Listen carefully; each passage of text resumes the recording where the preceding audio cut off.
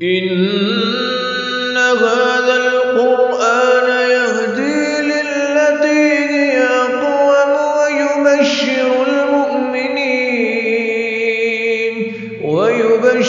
المؤمنين الذين يعملون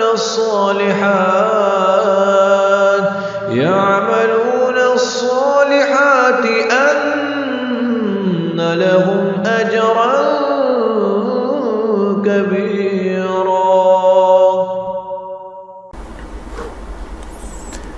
بسم الله الرحمن الرحيم نحمده ونصلي ونسلم على رسوله الكريم وأشهد أن لا إله إلا الله وحده لا شريك له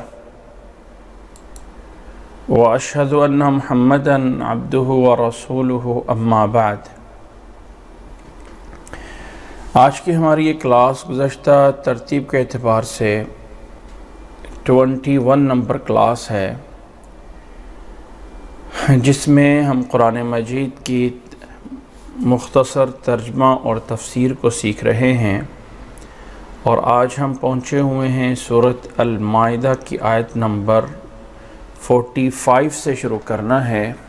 اللہ سے دعا ہے کہ اللہ تعالی ہمیں سننے، سمجھنے اور عمل کرنے کی توفیق عطا فرمائے.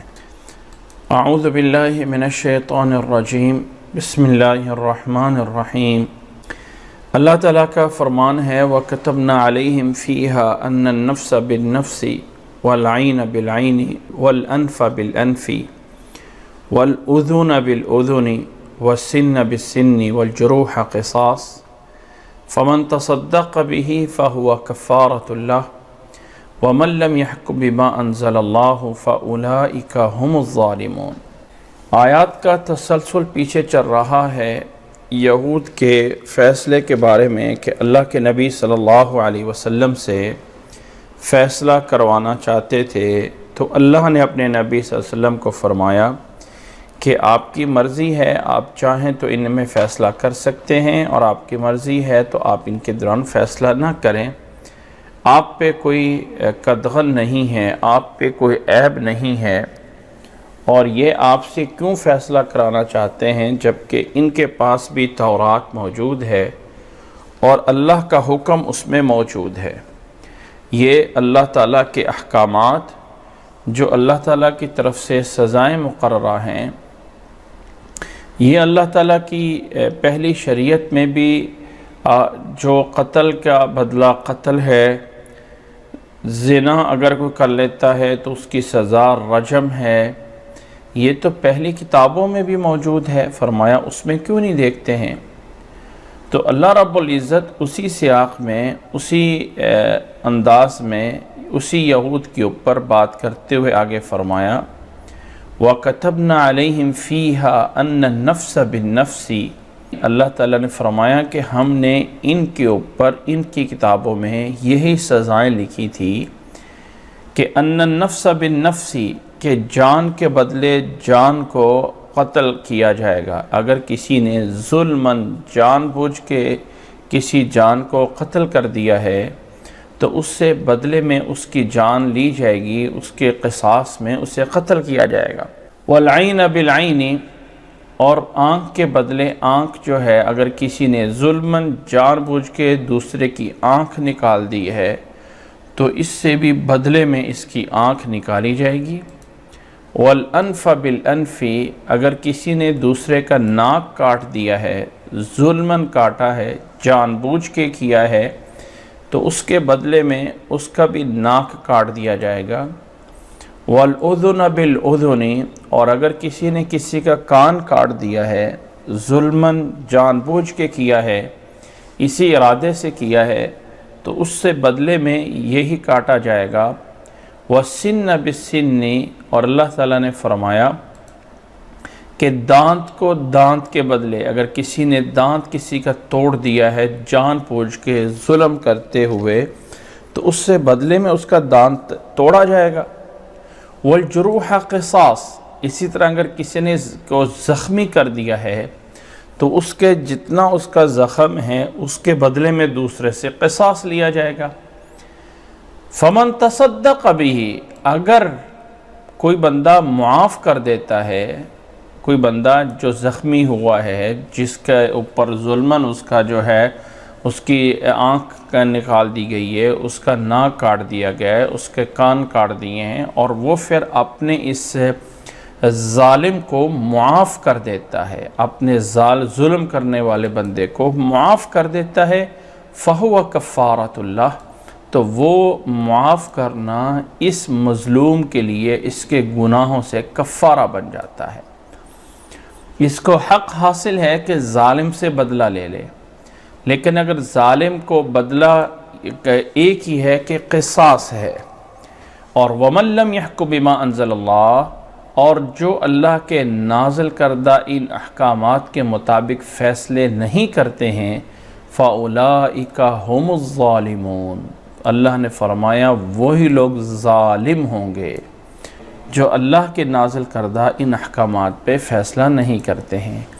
پہلی شریعت میں، موسیٰ علیہ السلام کی شریعت میں، صرف اور صرف قصاص تھا یا پھر معاف کرنا تھا، درمیان کی کوئی اور گنجائش نہیں تھی۔ اس نے اگر کسی کا بازو کاٹ دیا ہے یا ہاتھ کاٹ دیا ہے تو اس سے ظلماً اس کے ساتھ بھی وہی کیا جائے گا۔ اگر اس نے ظلماً کسی کا ناک کاٹ دیا ہے، کسی کا کان کاٹ دیا ہے، کسی کی انگلی کاٹ دی ہے، جو بھی ہے اس سے بدلے میں وہی کیا جائے گا جو اس نے کیا ہے، الا یہ ہے کہ مظلوم ظالم کو معاف کر دے اور اپنے گناہوں کا کفارہ کروا لے۔ یہی آپشن تھا اور کچھ نہیں تھا۔ اسلام کے اندر آ کے ایک اور چیز ایڈ کر دی گئی کہ اگر کسی نے ظلماً ایسا کیا ہے یا کسی نے خطاً کیا ہے تو پھر بھی اس کے اوپر ایک اور چیز ایڈ کر دے گی جس کا نام دیت ہے۔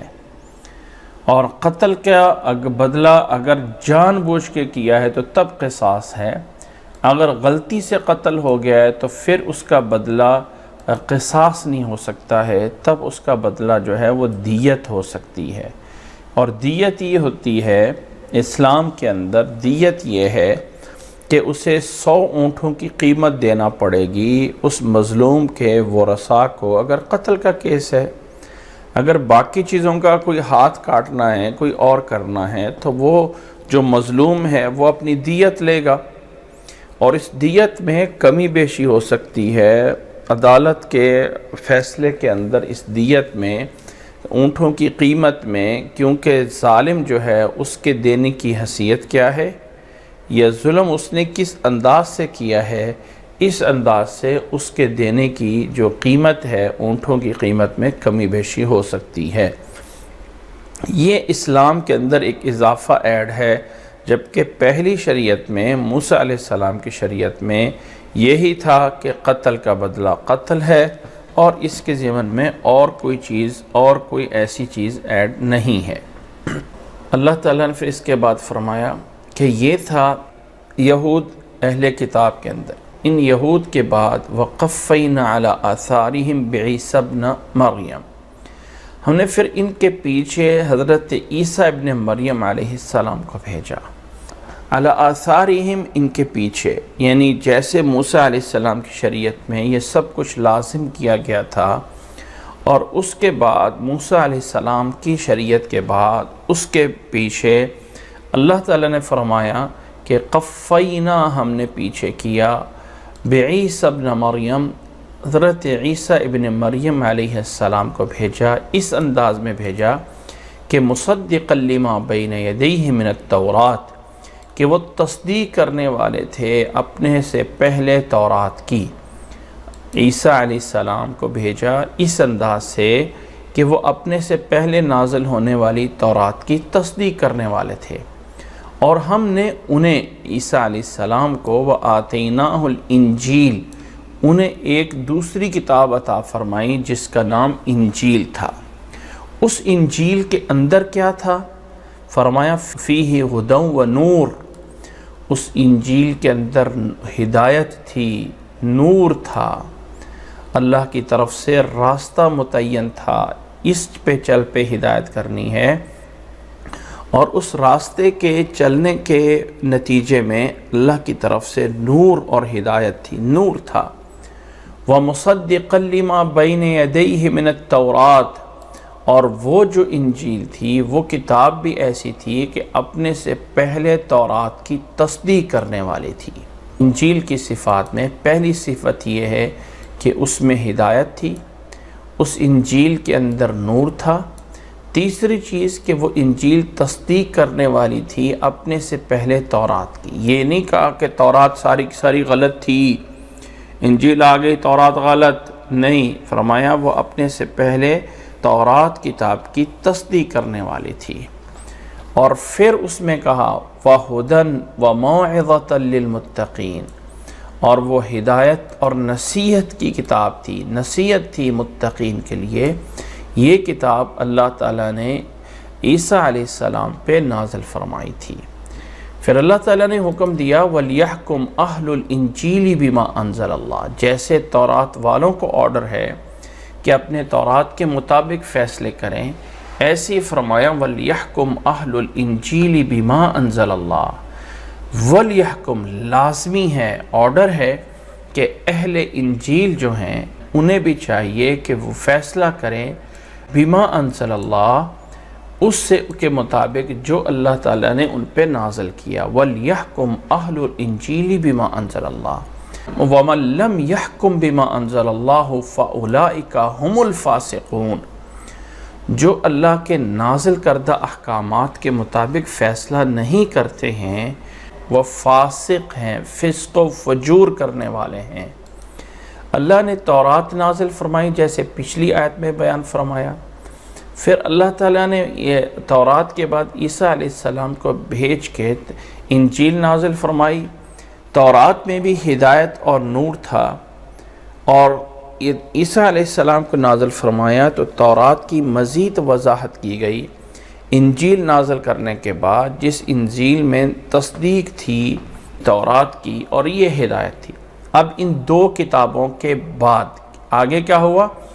وَأَنزَلْنَا إِلَيْكَ الْكِتَابَ بِالْحَقِّ مُصَدِّقًا لِمَا بَيْنَ يَدَيْهِ، اور اس کے بعد ہم نے نازل کر دیا آپ کی طرف کتاب کو، ان کی کتابوں کے باقاعدہ نام لیے گئے، انجیل، تورات۔ اور جب قرآن مجید کو اللہ تعالیٰ نازل فرمایا تو آیت میں انداز یہ ہے وَأَنزَلْنَا إِلَيْكَ الْكِتَابَ، الکتاب، کہہ کے الکتاب کو گویا کہ جامع قرار دیا، ایک ایسا مجموعہ، ایک ایسی کتاب جیسے ہم کہتے ہیں نا الحمدللہ، تمام قسم کی تعریفیں خالص اللہ کے لیے ہیں، تو اس الف لام میں وہ جامعیت موجود ہوتی ہے جو حمد کو جمع کرنے والی ہے۔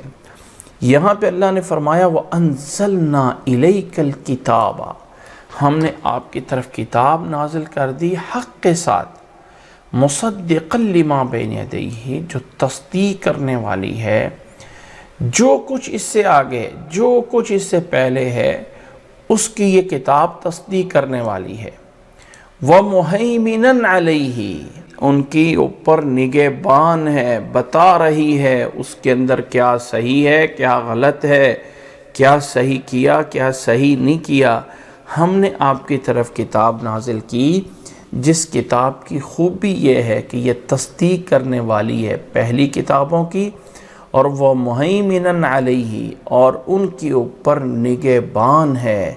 فَحْكُمْ بَيْنَهُمْ بِمَا أَنزَلَ اللَّهُ، پس آپ فیصلہ کیجئے ان کے درمیان اس چیز سے جو اللہ نے آپ پہ نازل کر دی ہے۔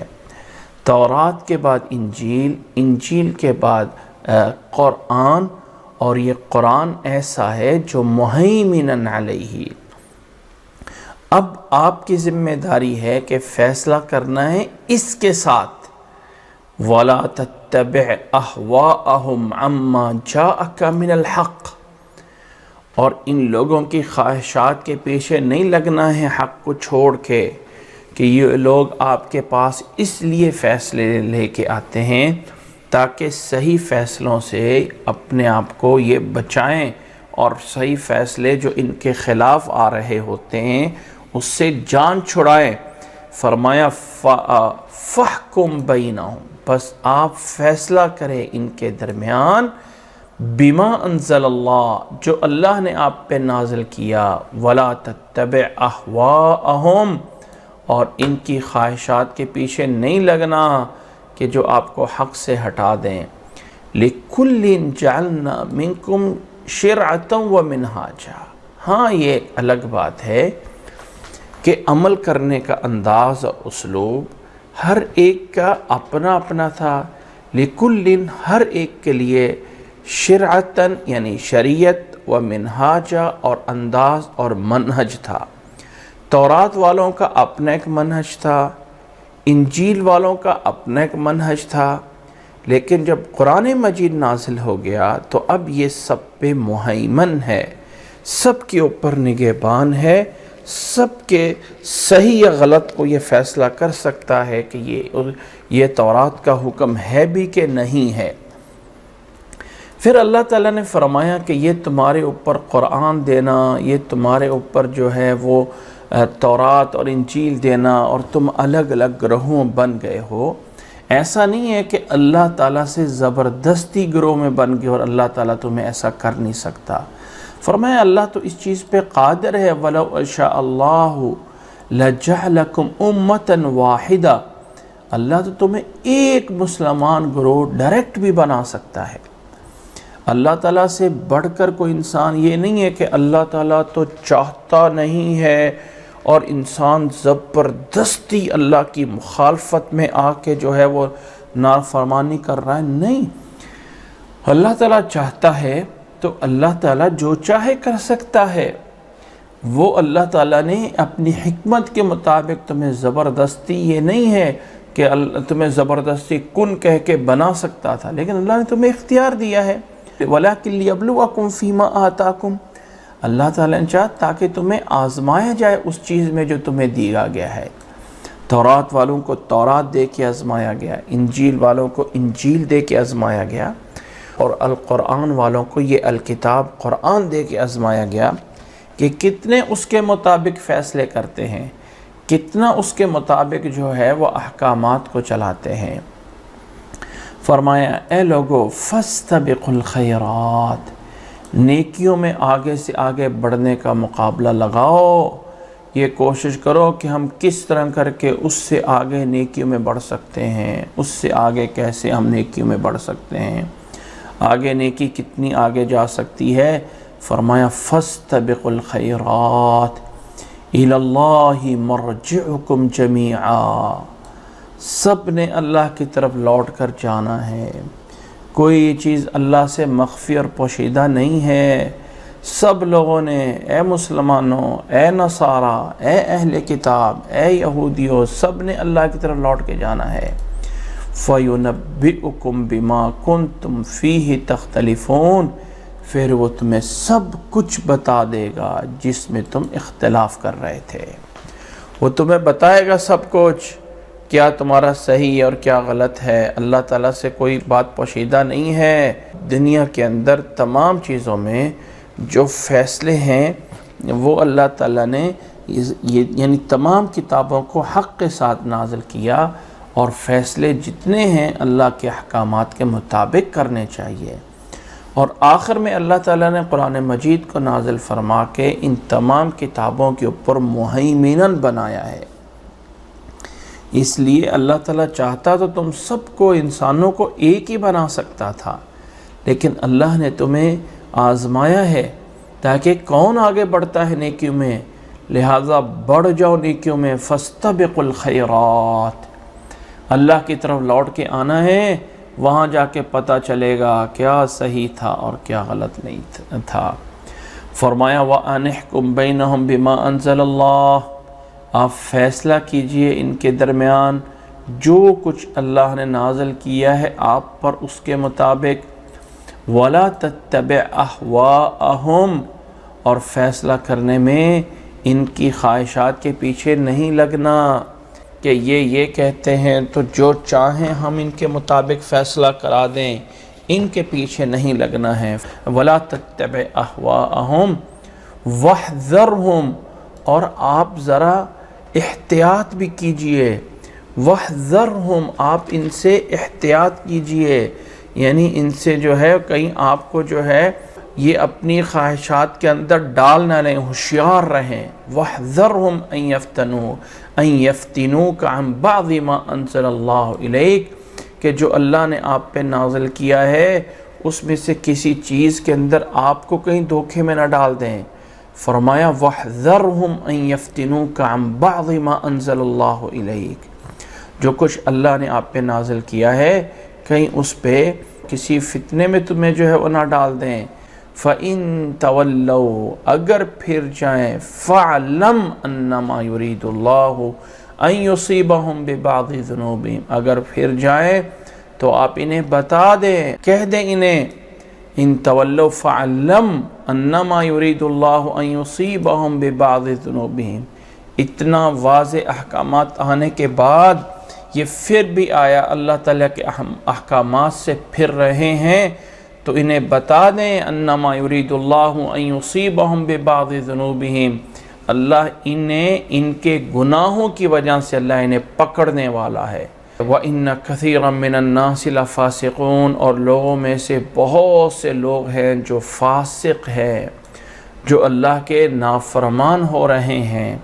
یہ اللہ کے احکامات ہیں، اللہ تعالیٰ کے ان احکامات سے بہت سے لوگ فاسق بن رہے ہیں۔ اور یہ فاسق بن کے کیا چاہتے ہیں؟ أَفَحُكْمَ الْجَاهِلِيَّةِ يَبْغُونَ کیا یہ جاہلیت والے فیصلے چاہتے ہیں؟ کیا یہ جاہلیت والی باتیں چاہتے ہیں کہ جاہلیت میں ہم اپنی مرضی سے جو چاہیں فیصلے کرائیں، ظالم اگر کوئی طاقتور ہے تو اس کو کوئی سزا نہ ہو، اور ظالم اگر کمزور ہے تو ساری کے سارے بوجھ اس پہ اور وہ ڈال دیے جائیں، اور باقاعدہ جو ظالم تھا وہ اتنا مظلوم بنا دیا جائے، اس کے اوپر اتنے ظلم کر دیے جائیں، یعنی حد سے آگے بڑھ جائیں۔ فرمایا أَفَحُكْمَ الْجَاهِلِيَّةِ يَبْغُونَ کیا یہ جاہلیت کے فیصلے چاہتے ہیں، جاہلیت چاہتے ہیں؟ وَمَنْ أَحْسَنُ مِنَ اللَّهِ حُكْمًا لِقَوْمٍ يُوقِنُونَ اور اللہ سے بڑھ کر کون کس کا فیصلہ اچھا ہو سکتا ہے؟ وَمَنْ أَحْسَنُ مِنَ اللَّهِ حُكْمًا اللہ سے بہتر کسی کا کوئی فیصلہ نہیں ہو سکتا ہے، لیکن یہ ان لوگوں کے لیے ہیں جو اللہ پہ یقین کرتے ہیں، اللہ کے فیصلوں پہ یقین کرتے ہیں۔ وَمَنْ أَحْسَنُ حُكْمًا لِقَوْمٍ يُوقِنُونَ یہ ہیں اللہ تعالیٰ کے فیصلے جن پہ سب کو ماننا ہے لازم۔ اے ایمان والو، یا ایھا الذین آمنوا اے ایمان والو، اللہ تعالیٰ نے جب تمہیں یہ سب احکامات دے رہا ہے تو اللہ کہہ رہا ہے لا تتخذوا اليہود والنصارى اولیاء یہود و نصارہ کو اپنا دوست، اپنا اولیاء، اپنا ولی، اپنا قریبی دوست نہ بناؤ۔ اے ایمان والو آپس میں مسلمان بن کے اتحاد کرو۔ اے مسلمانوں، اے ایمان والو یہود و نصارہ کو اپنا اتحادی نہ بناؤ۔ مت سمجھو کہ یہود و نصارہ والے تمہارے ہمدرد ہیں، ایسا نہیں ہے۔ بعضهم اولیاء بعض یہ یہود و نصارہ آپس میں ایک دوسرے کے دوست ہیں، مسلمانوں کی حمایت میں نہیں ہیں، آپس میں ایک دوسرے کے ہیں۔ وَمَن يَتَوَلَّهُم مِّنكُمْ اور جو تم میں سے کوئی ان کو اپنا دوست اور اپنا حمایتی بنائے گا۔ وَمَن يَتَوَلَّهُم مِّنكُمْ فَإِنَّهُ مِنْهُمْ تو تم میں سے اگر کوئی ان کو دوست بنا رہا ہے، اپنے ذاتی اپنے فیصلے اپنی حکومت کے چلانے میں، اپنے فیصلے کرنے میں، اپنے گھر کو چلانے میں، سارے کے سارے فیصلے ان سے جا کے یہود و نصارہ سے لے رہے ہو تو یاد رکھ لو فَإِنَّهُ مِنْهُمْ تو تم بھی پھر سمجھ لو کہ تم بھی انہی میں سے ہو گئے ہو۔ وَمَن يَتَوَلَّهُم مِّنكُمْ فَإِنَّهُ مِنْهُمْ وہ انہی میں سے ہے۔ ان اللہ لا یہدی القوم الظالمین اللہ تعالیٰ پھر ایسی ظالم قوم کو ہدایت نہیں دیتا ہے۔ اللہ تعالیٰ پھر تمہیں ہدایت دے کے جو بار بار کہتے ہو اہدنا الصراط المستقیم، اہدنا الصراط المستقیم ہر نماز میں، ہر رکعت میں بار بار کہتے ہو، پھر اللہ تعالیٰ ہدایت نہیں دے گا تم جیسے ظالموں کو جو ظالم بن کے اللہ کے احکامات سے دور ہو رہے ہیں۔ اس آیت کے پیش نظر میں ایک واقعہ بیان کیا جاتا ہے اس آیت کے اندر کہ اللہ کے نبی صلی اللہ علیہ وسلم کے دور میں اللہ کے نبی صلی اللہ علیہ وسلم نے جب مدینہ منورہ میں تشریف لائے تو جو مدینہ کے بڑے قبیلے تھے، یہ 2 قبیلے تھے، اوس اور خزرج، اور مدینہ میں 3 یہودیوں کے قبیلے بھی آباد تھے، بنو قریظہ، بنو قینقاع، بنو نذیر، یہ 3 قبیلے یہود کے تھے، بڑے قبیلے تھے، اور یہود آپس میں بڑے منظم تھے، بڑے ہی منظم تھے، لیکن قبیلوں کے طور پہ آپس میں اختلافات بھی موجود تھے۔ اور اوس اور خزرج میں بہت سے لوگ ایسے ہیں جو یہود کی حمایت حاصل تھی۔ اسلام غالب آ گیا اور اسلام کا غلبہ ہوا تو اس کے اندر اوس کے خزرج کے بڑے بڑے سردار داخل ہوئے۔ جنگ بدر کے بعد مسلمانوں کو بہت بڑی فتح ملی، تو ایک شخص جو عبداللہ ابن ابی منافق تھا، وہ بھی پہلے مسلمان نہیں تھا، لیکن جنگ بدر کے بعد مجبوراً اسے بھی مسلمان ہونا پڑا۔ جو دوسرے صحابہ تھے اوس یا خزرج سے، تو حضرت عبادہ ابن صامت کا اور یہ جو عبداللہ ابن ابی تھا، ان کا ایک جاہلیت کے دور سے یہود کے ساتھ حلیف ہونے کا، حمایتی ہونے کا معاہدہ چل رہا تھا۔ حمایتی ہونے کا معاہدہ چل رہا تھا کہ ہم تمہارے حمایتی ہیں، تم ہمارے ہو، ہم تمہاری مدد کریں گے، تم ہماری مدد کرنا، اس طرح کر کے معاہدہ تھا عبداللہ ابن ابی کا بھی، عبادہ ابن صامت کا بھی۔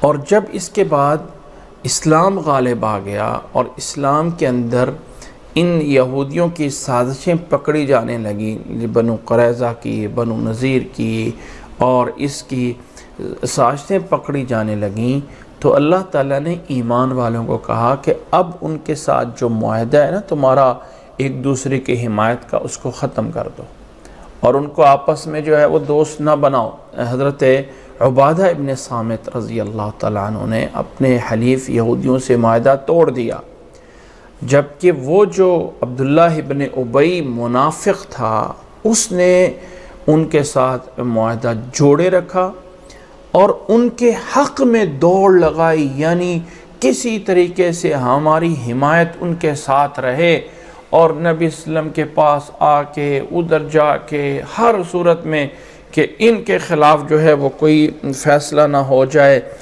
تو بڑی کوشش کی کہ ان کی حمایت کے ساتھ میں رہوں۔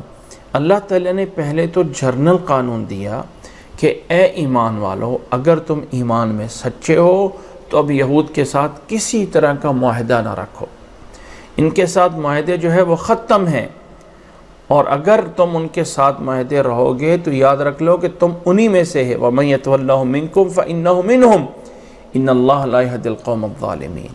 اب یہ اس طرح کے منافق لوگ جن کے دلوں میں ٹیڑھ پن تھا، تو اللہ تعالیٰ نے فرمایا فَتَرَى الَّذِينَ فِي قُلُوبِهِم مَرَضٌ، جن لوگوں کے دلوں میں بیماری ہوتی ہے، یسارعون فیہم، وہ لوگ ان کے حق میں دوڑ رہے ہوتے ہیں، کوششیں کر رہے ہوتے ہیں، جن کے دلوں میں بیماری ہوتی ہے وہ یہود و نصارہ کے حق میں دوڑ رہے ہوتے ہیں، کوششیں لگے ہوتے ہیں، ان کی حمایت ختم نہیں کرنی چاہیے، ہم ان کی ہیلپ کریں، وہ ہماری کریں گے۔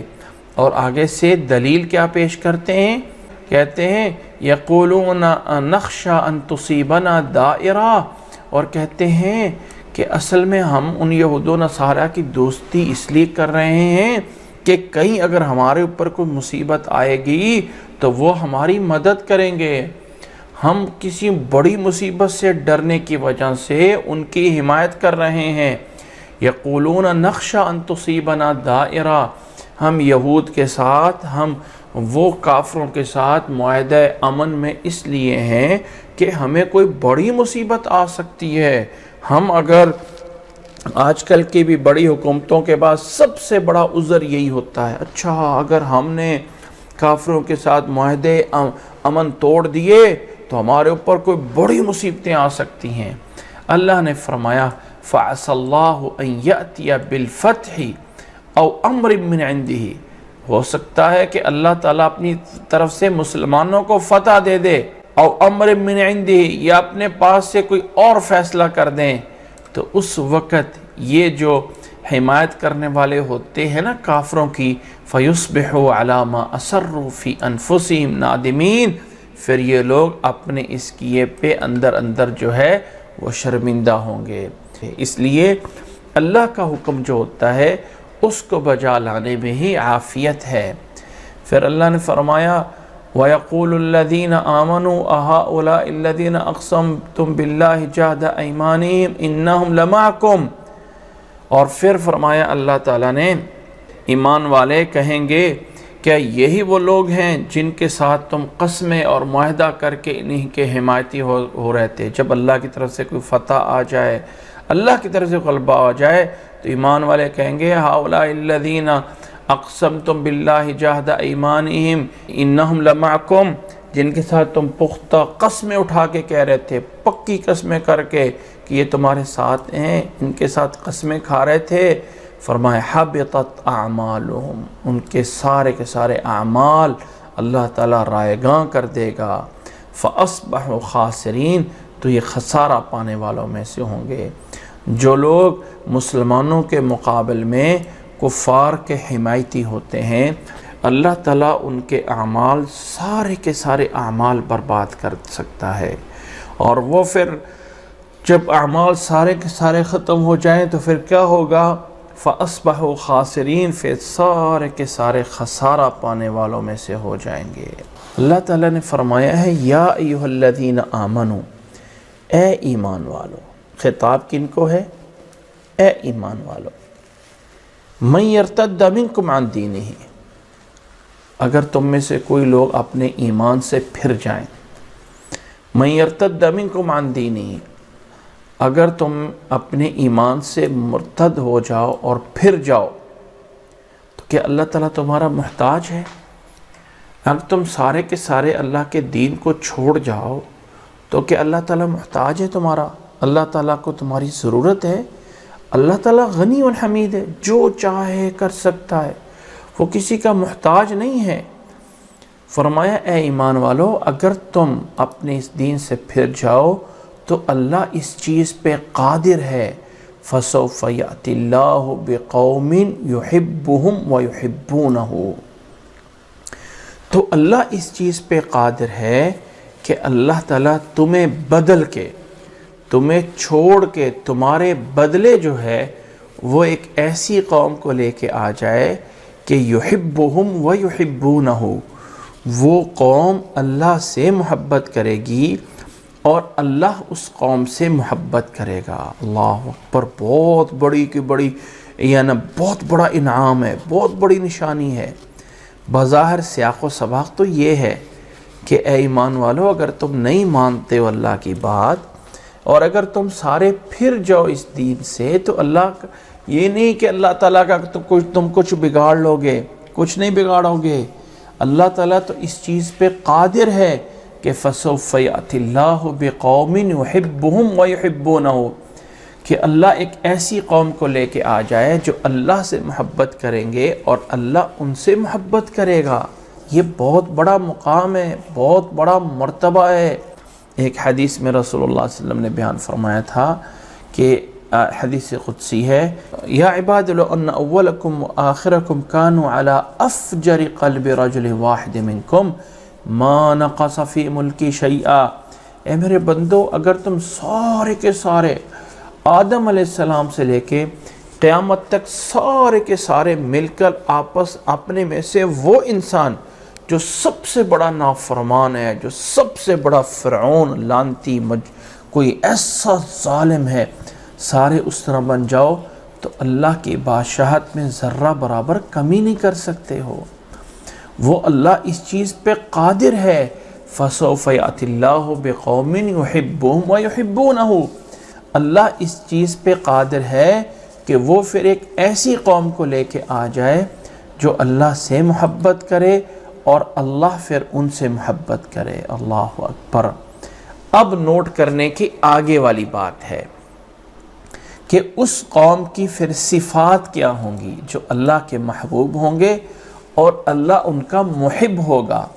تو وہ قوم کیا ہوگی؟ پہلی صفت اذلۃ علی المؤمنین، مومنوں کے لیے نرم دل ہوں گے، مومنوں کے لیے نرمی کرنے والے ہوں گے، مومنوں کے لیے با اخلاق ہوں گے، مومنوں کے ساتھ عاجزی کرنے والے ہوں گے۔ یہ پہلی صفت ہے اللہ کی محبت کی۔ نوٹ کریں، آج میں ہر ایک انسان چاہتا ہے کہ اللہ مجھ سے محبت کرے اور میں اللہ سے محبت کروں۔ وہ کون سی نشانیاں ہیں جس سے اللہ کی محبت آتی ہے؟ فرمایا اذلۃ علی المؤمنین، مومنوں کے لیے نرم نرم نرم، اعزۃ علی الکافرین، کافروں کے لیے سخت ہونا چاہیے۔ دوسری صفت، جو لوگ چاہتے ہیں اللہ محبت کرے ہم سے، ایمان والوں کے لیے نرمی کے جذبات ہونے چاہیے، کافروں کے لیے سختی کے جذبات ہونے چاہیے۔ اعزۃ علی الکافرین، یہ دوسری صفت ہے۔ تیسری صفت یجاہدون فی سبیل اللہ، اللہ کے راستے میں جہاد کرنے والے ہوں، اللہ کے راستے میں نکلنے والے ہوں، اللہ کے راستے میں محنت کرنے والے ہوں، کوشش کرنے والے ہوں۔ اللہ کے راستے میں ہر طرح سے جہاد، انسان اللہ کے راستے میں قتال کر کے بھی جہاد کرتا ہے، انسان اللہ کے دین کو پھیلانے میں محنت پوری طرح کر کے بھی جہاد کر رہا ہوتا ہے، انسان برائیوں کا دفاع کر کے حق کی خاطر صحیح آواز بلند کر کے بھی جہاد کر رہا ہے۔ فرمایا ایمان والے جن سے اللہ محبت کرے گا ان کی تیسری صفت یہ ہوگی کہ یجاہدون فی سبیل اللہ۔ اور چوتھی صفت بہت عام ہے، مجھے اور آپ کو اس چوتھی صفت کو سمجھنا ہے، بہت بڑی کوتاہی ہوتی اس میں۔ فرمایا جن سے اللہ محبت کرے گا ان کی چوتھی صفت یہ ہے وَلَا يَخَافُونَ لَوْمَةَ لَائِمٍ، اللہ کی خاطر کسی کی ملامت کا ڈر نہیں ہے۔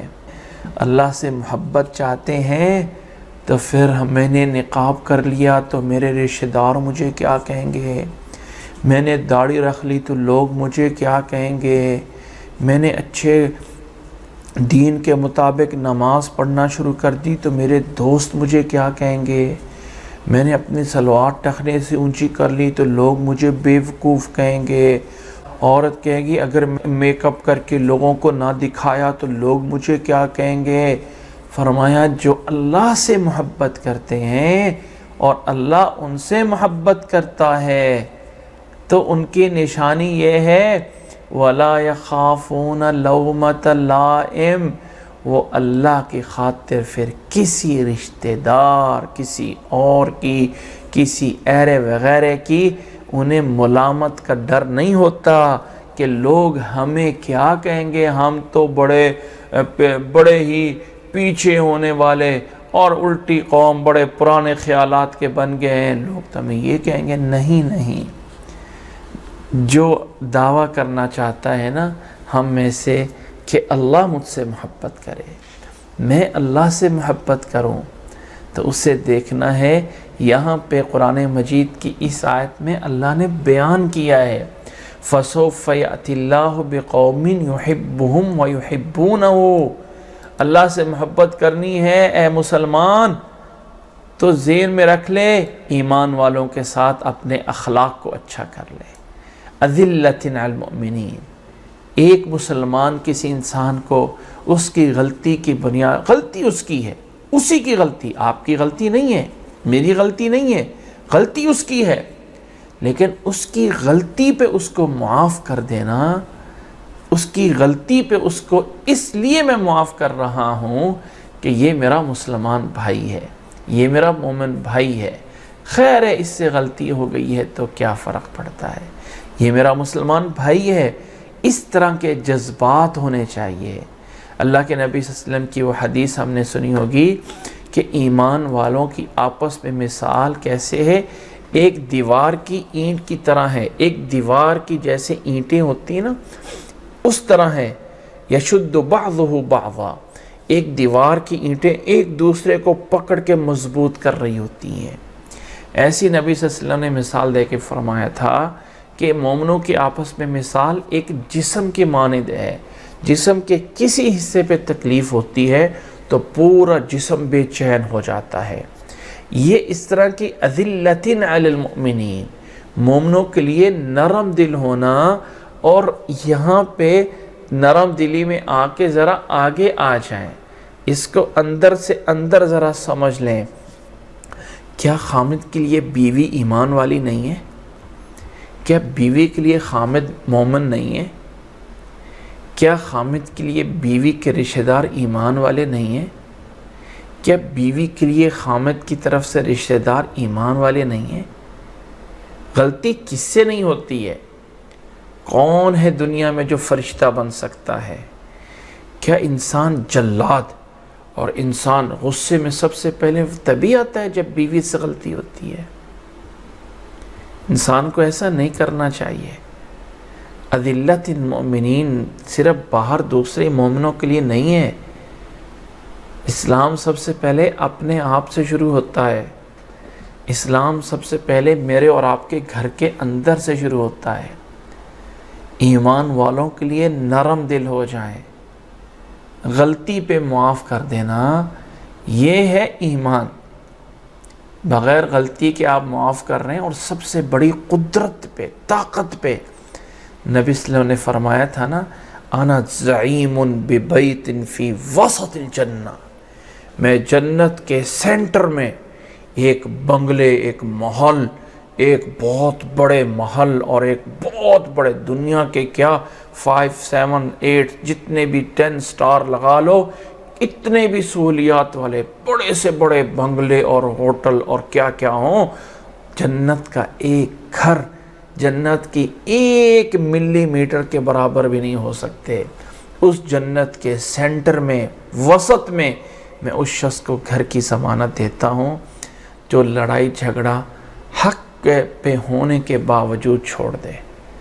انا زعیم ببیت فی وسط الجنہ لمن ترک المراء ولو کان محقا، وہ حق پہ ہے، حق پہ ہے، وہ رائٹ پہ ہے، پھر بھی لڑائی اس لیے چھوڑ رہا ہے کہ میں اللہ کے خاطر معاف کر رہا ہوں، اللہ کے خاطر چھوڑ رہا ہوں۔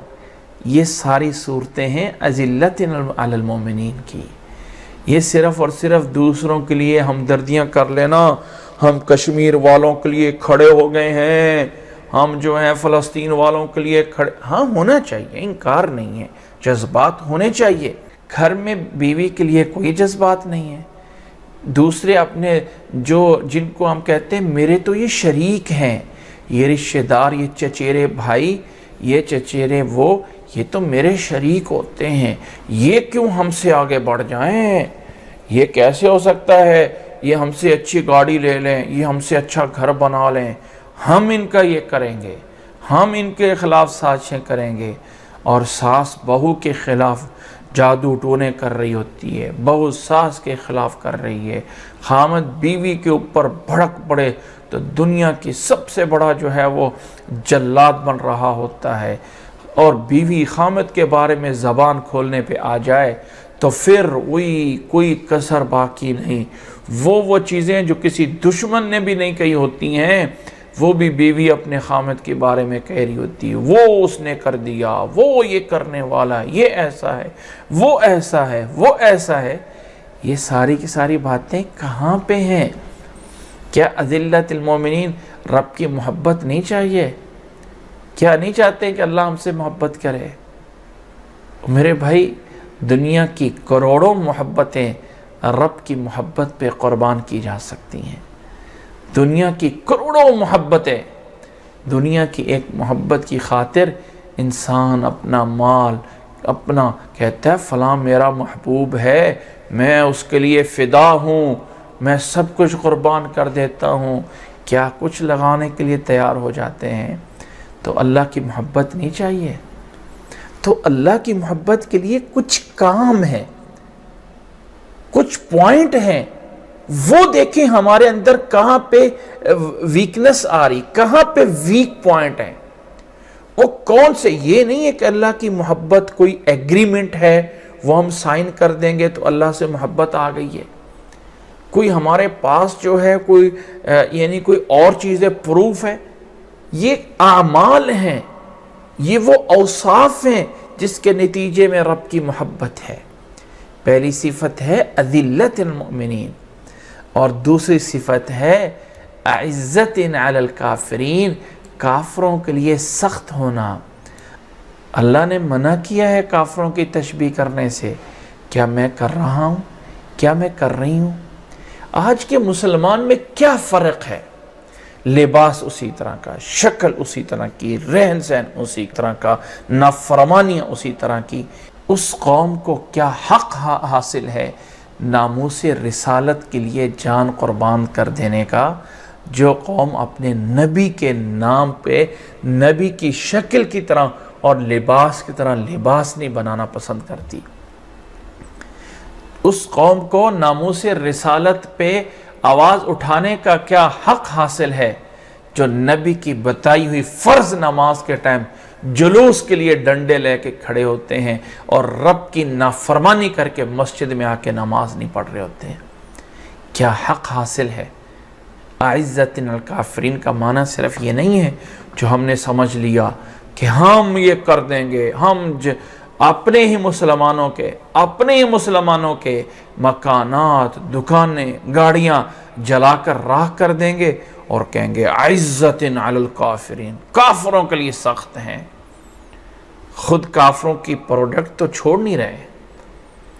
خود سب سے پہلا تو بڑی سے بڑی برانڈ پہ جا کے جو ہے وہ کھانا ہے، اور بڑی سے بڑے جو ہے وہ برانڈ کے جا کے کپڑے اور جوتی لینی ہے، جس کا اتنا شیئر جو ہے وہ کافروں کے سردار اسرائیل کو جانا ہے.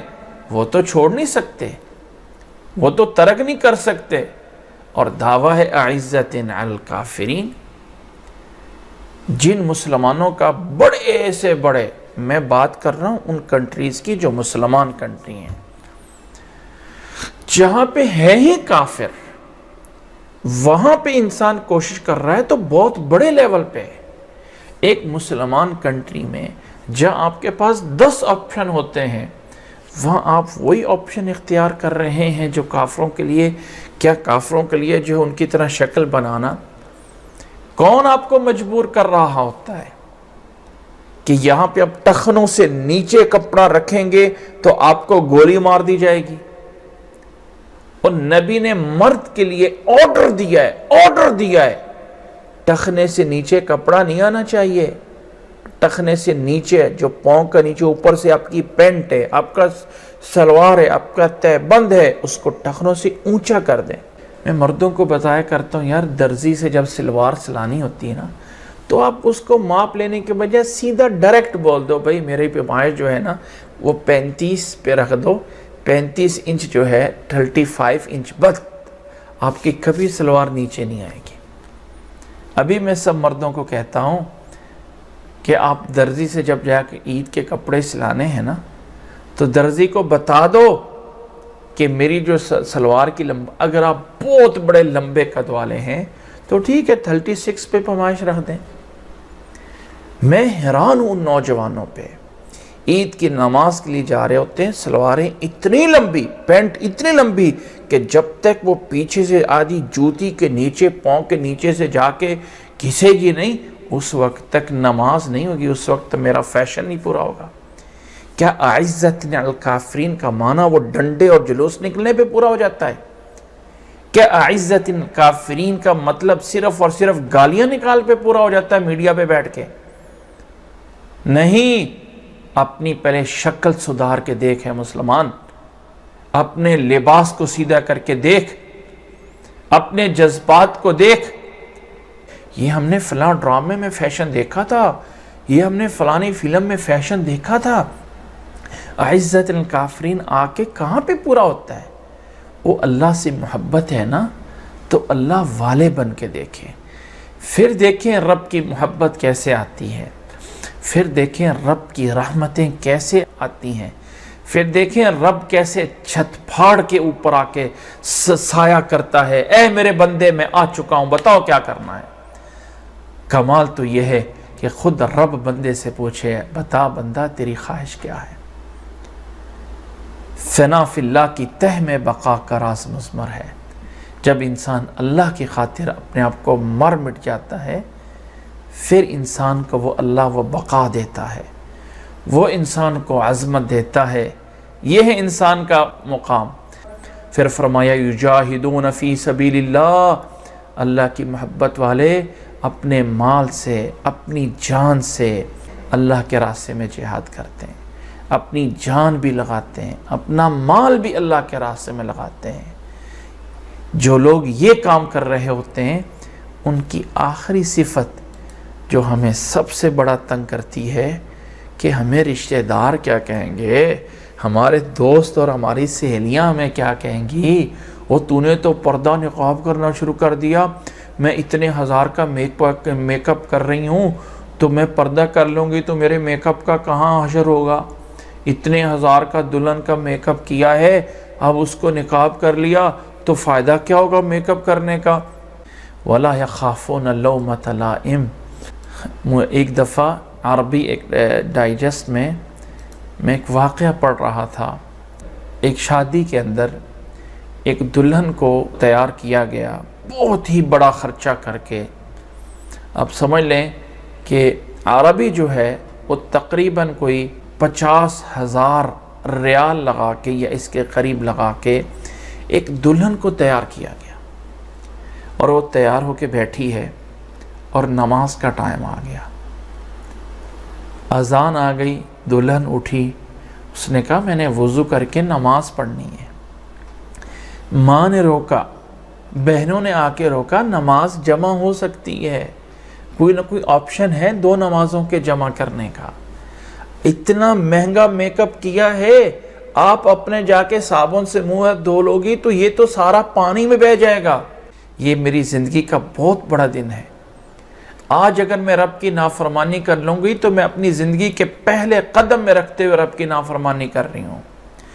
بہت سے حیل و حجت کرنے والے، بڑے کے بڑے ملوانیاں اور بڑے سے بڑے نصیحت کرنے والی بھی آ گئیں۔ اللہ تعالیٰ جو ہے وہ اتنی دین میں سختی نہیں رکھی ہے، 2 نمازیں ایک ساتھ پڑھی جا سکتی ہیں، کبھی نماز آگے پیچھے ہو جائے تو کوئی فرق نہیں پڑتا ہے، رشتہ دار کیا کہیں گے، تم یہ کر لو گی تو کیا۔ اس نے کسی بات کی پرواہ نہیں کی اور کہا، اٹھی اور جا کے وضو کیا، صابن سے وہ میک اپ کا تیار کیا ہوا سب کا سب بہا دیا، اور چہرہ دھو کے وضو کر کے نماز میں کھڑی ہوئی۔ اللہ کو وہ پیاری بندی ایسی پسند آئی کہ سجدے میں جاتی ہے تو اللہ تعالیٰ اس کی روح کو اپنے پاس بلا لیتا ہے۔ اللہ تعالیٰ نے اس کو زندگی میں موت ایک ایسے موقع پہ آ کے دی، اللہ نے اس کو زندگی میں موت ایک ایسے جگہ پہ آ کے دی کہ اب اس سجدے میں آ کے اس کی روح رب کے پاس پرواز کر جاتی ہے۔ یہ ہیں وہ لوگ جو خوش نصیب، جو اللہ کے ہاں اپنا بڑا مقام کر لیتے ہیں۔ وَلَا يَخَافُونَ لَوْمَةَ لَائِمٍ۔ اللہ نے پھر آگے فرمایا، یہ اتنا بڑا کام ہے، اتنی بڑی چیز ہے، کسی کو مل جائے تو کتنا بڑا کہ کیا کچھ ہوگا۔ فرمایا ذَلِكَ فَضْلُ اللَّهِ يُؤْتِيهِ مَن يَشَاءُ۔ او لوگو، یہ محبت، یہ مقام، یہ مرتبے چھوٹے نہیں ہیں۔ ذَلِكَ فَضْلُ اللَّهِ، یہ اللہ کا بہت بڑا فضل ہے، بہت بڑا مرتبہ ہے۔ يُؤْتِيهِ مَن يَشَاءُ، اللہ جسے چاہتا ہے اپنے بندوں میں سے دیتا ہے، اور ان طلبگاروں کو ملتا ہے، ان طلبگاروں کو ملتا ہے جو طالب ہوتے ہیں رب کے فضل کے، جو خواہش مند ہوتے ہیں ہم پہ ہمارا رب فضل کرے۔ ذَلِكَ فَضْلُ اللَّهِ يُؤْتِيهِ مَن يَشَاءُ وَاللَّهُ وَاسِعٌ عَلِيمٌ۔ اور اللہ تعالیٰ ہے بہت بڑی وسعت والا۔ اللہ تعالیٰ یہ نہیں ہے کہ تنگی والا ہے، اپنے چند لوگوں کو دے کے ہاتھ پکڑ لے گا۔ وہ بندے آ کے مانگ تو صحیح، رب کے دربار میں آ کے جھک تو صحیح، رب سے مانگ تو صحیح، پھر دیکھ رب کے خزانے کتنے وسیع ہیں، رب کیسے توفیق دیتا ہے۔ لیکن پہلی ہمت تیری چاہیے، پہلا قدم تیرا چاہیے، پہلا نیکی کی طرف بڑھنا تجھے چاہیے، نیکی کی طرف ہمت تجھے کرنی چاہیے، پھر دیکھ رب تجھ کو کیسے اپنے وسیع راستوں پہ لے کے جاتا ہے، رب کیسے تیرے لیے وسعت کے دروازے کھولتا ہے۔ حضرت علی رضی اللہ تعالیٰ عنہ سے کسی نے آ کے پوچھا تھا نا کہ اللہ نے انسان کو کتنا اختیار دیا ہے، کہا ایک قدم اوپر اٹھا، اس نے ایک پاؤں اوپر اٹھایا، کہا دوسرا اٹھاؤ، کہ میں دوسرا کیسے اٹھا سکتا ہوں بھئی، ایک پاؤں اوپر کیے کھڑا ہوں، دوسرا کیسے کروں؟ کہا یہ پہلا قدم اٹھانا تیری ذمہ داری ہے، اس کام کو پورا کروانا اور توفیق دے کے اینڈ تک پہنچانا یہ اللہ کا کام ہے، یہ پہلا قدم تو اٹھا لے، پھر اللہ تیرے لیے نمازیں بھی آسان کر دے گا، پھر اللہ تعالیٰ تیرے لیے روزے بھی آسان کر دے گا، پھر اللہ تعالیٰ تیرے لیے رات کے قیام بھی آسان کر دے گا، پھر اللہ تعالیٰ تیرے لیے حرام سے بچنا بھی آسان کر دے گا، پھر اللہ تعالیٰ بری چیزوں دیکھنے سے بھی اللہ تعالیٰ تیرے لیے آسانیاں کر دے گا۔ پہلا قدم اٹھا رب کے لیے، اے اللہ میں آ گیا ہوں تیرے دروازے پہ، اب کھٹکھٹا تیرے دروازے کو، ذرا صبر کر، دروازے کھلنے کا انتظار کر۔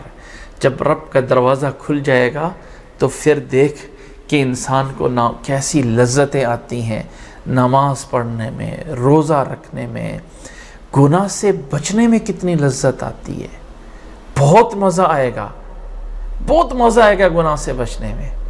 صرف ایک دفعہ کر کے دیکھ ہمت، جب گناہ پہ قدرت ہو، جب گناہ پہ قدرت ہو، اور پھر چھوڑ دے رب کی خاطر، میرے رب نے منع کیا ہے، میں اس سود کے کام، اس کریڈٹ کارڈ کو سود نہیں لوں گا، ایک دفعہ ہمت کر کے دیکھ، تھوڑے دیر انتظار کر دروازے کھلنے کی، پھر دیکھ اللہ تعالیٰ تجھے کہاں سے دیتا ہے، کہاں سے لے کے آتا ہے رب تیرے پہ، لیکن ہمت تو پہلے کرنا۔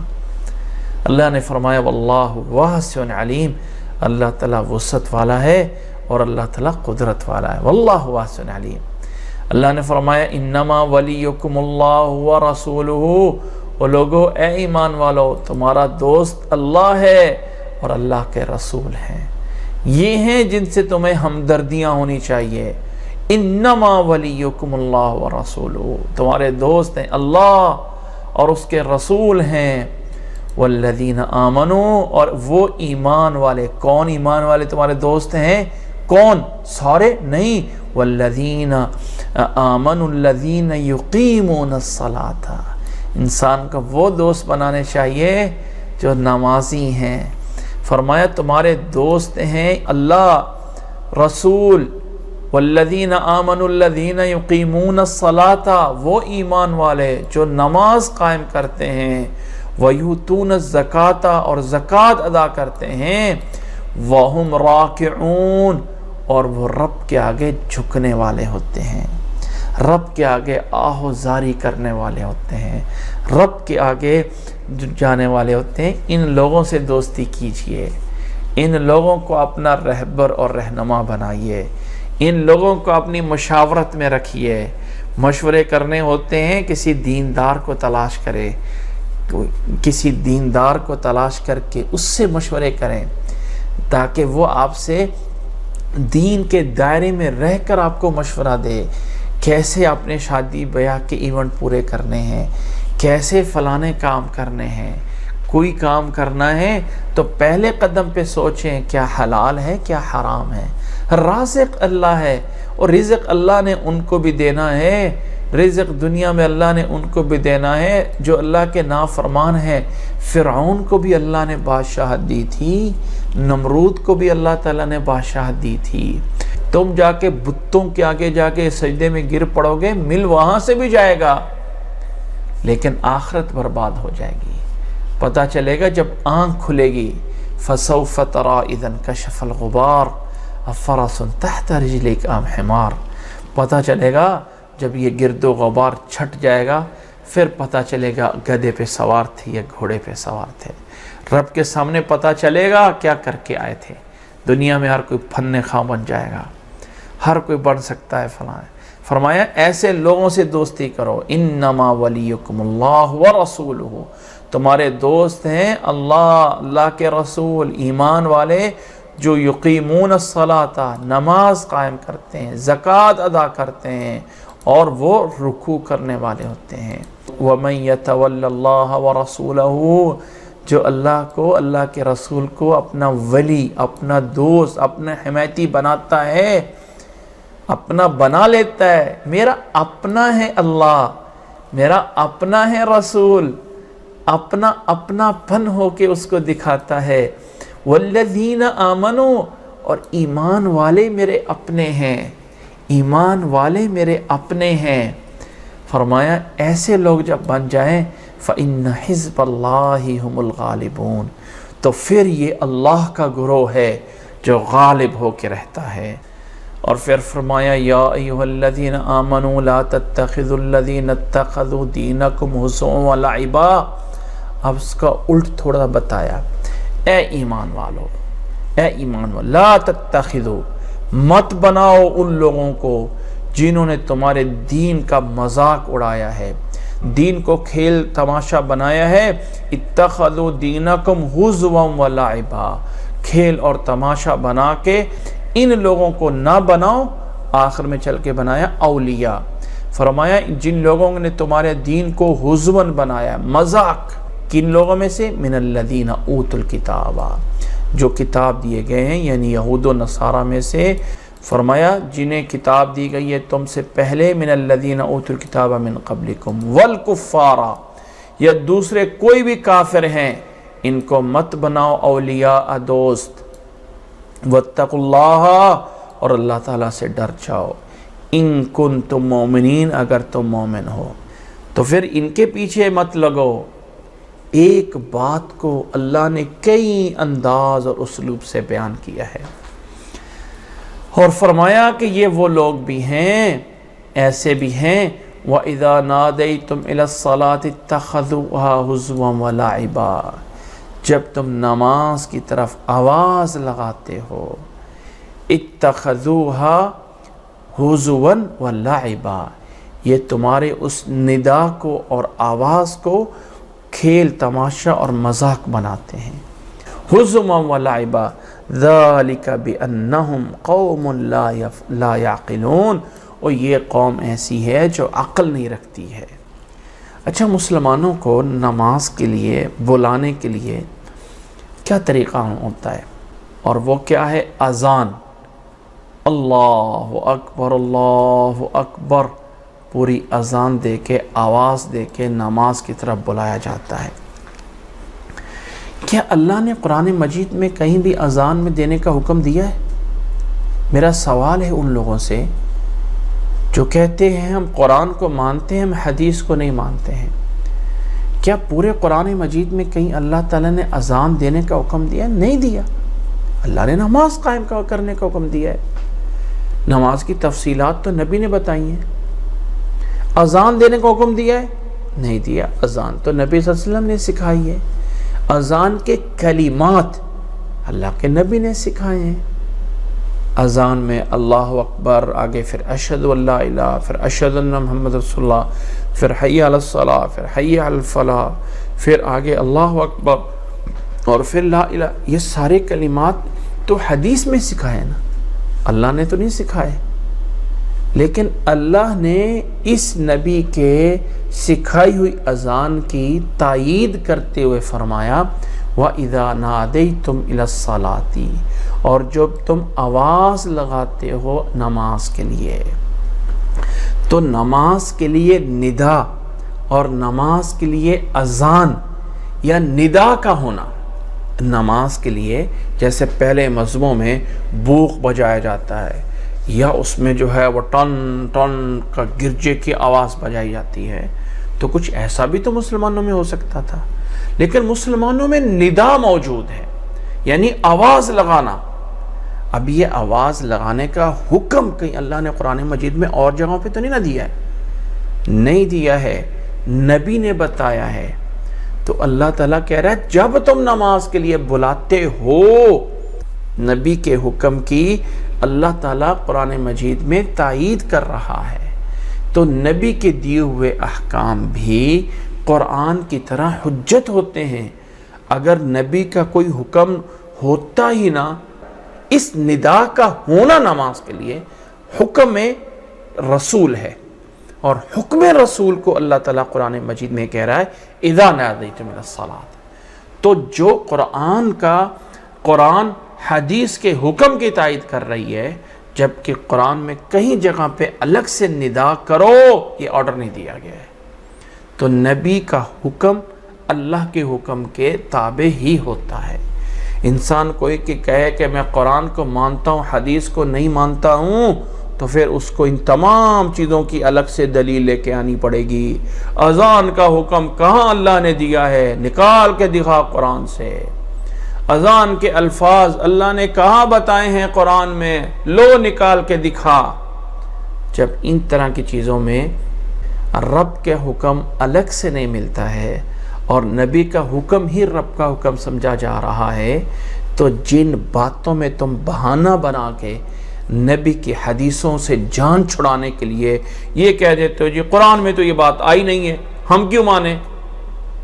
تو اس طرح کے اس طرح کے جو لوگ کہہ رہے ہوتے ہیں وہ اصل میں اپنی کچھ ان کے مقاصد ہوتے ہیں، کچھ ان کے مطلب ہوتے ہیں جو شیطان کے پیچھے لگ کے شیطان نے اپنے کرندے بنائے ہوتے ہیں انسانوں میں سے۔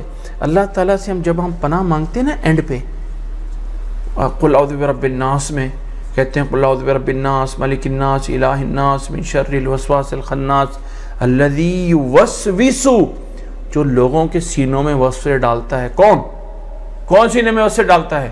من الجنتی والناس، وہ جنوں میں سے بھی بڑے شیطان ہیں، والناس اور انسانوں میں سے بھی، والناس اور انسانوں کے بھی بڑے شیاطین ہوتے ہیں جن سے ہم اللہ سے پناہ مانگتے ہیں۔ تو ایسے بڑے بڑے مذہب کا نام لیوا، وہ غامدی صاحب جیسے جو حدیث کا کوئی ان کے ہاں معیار ہی نہیں ہے، پوچھا گیا اذان کہاں سے آ گئی؟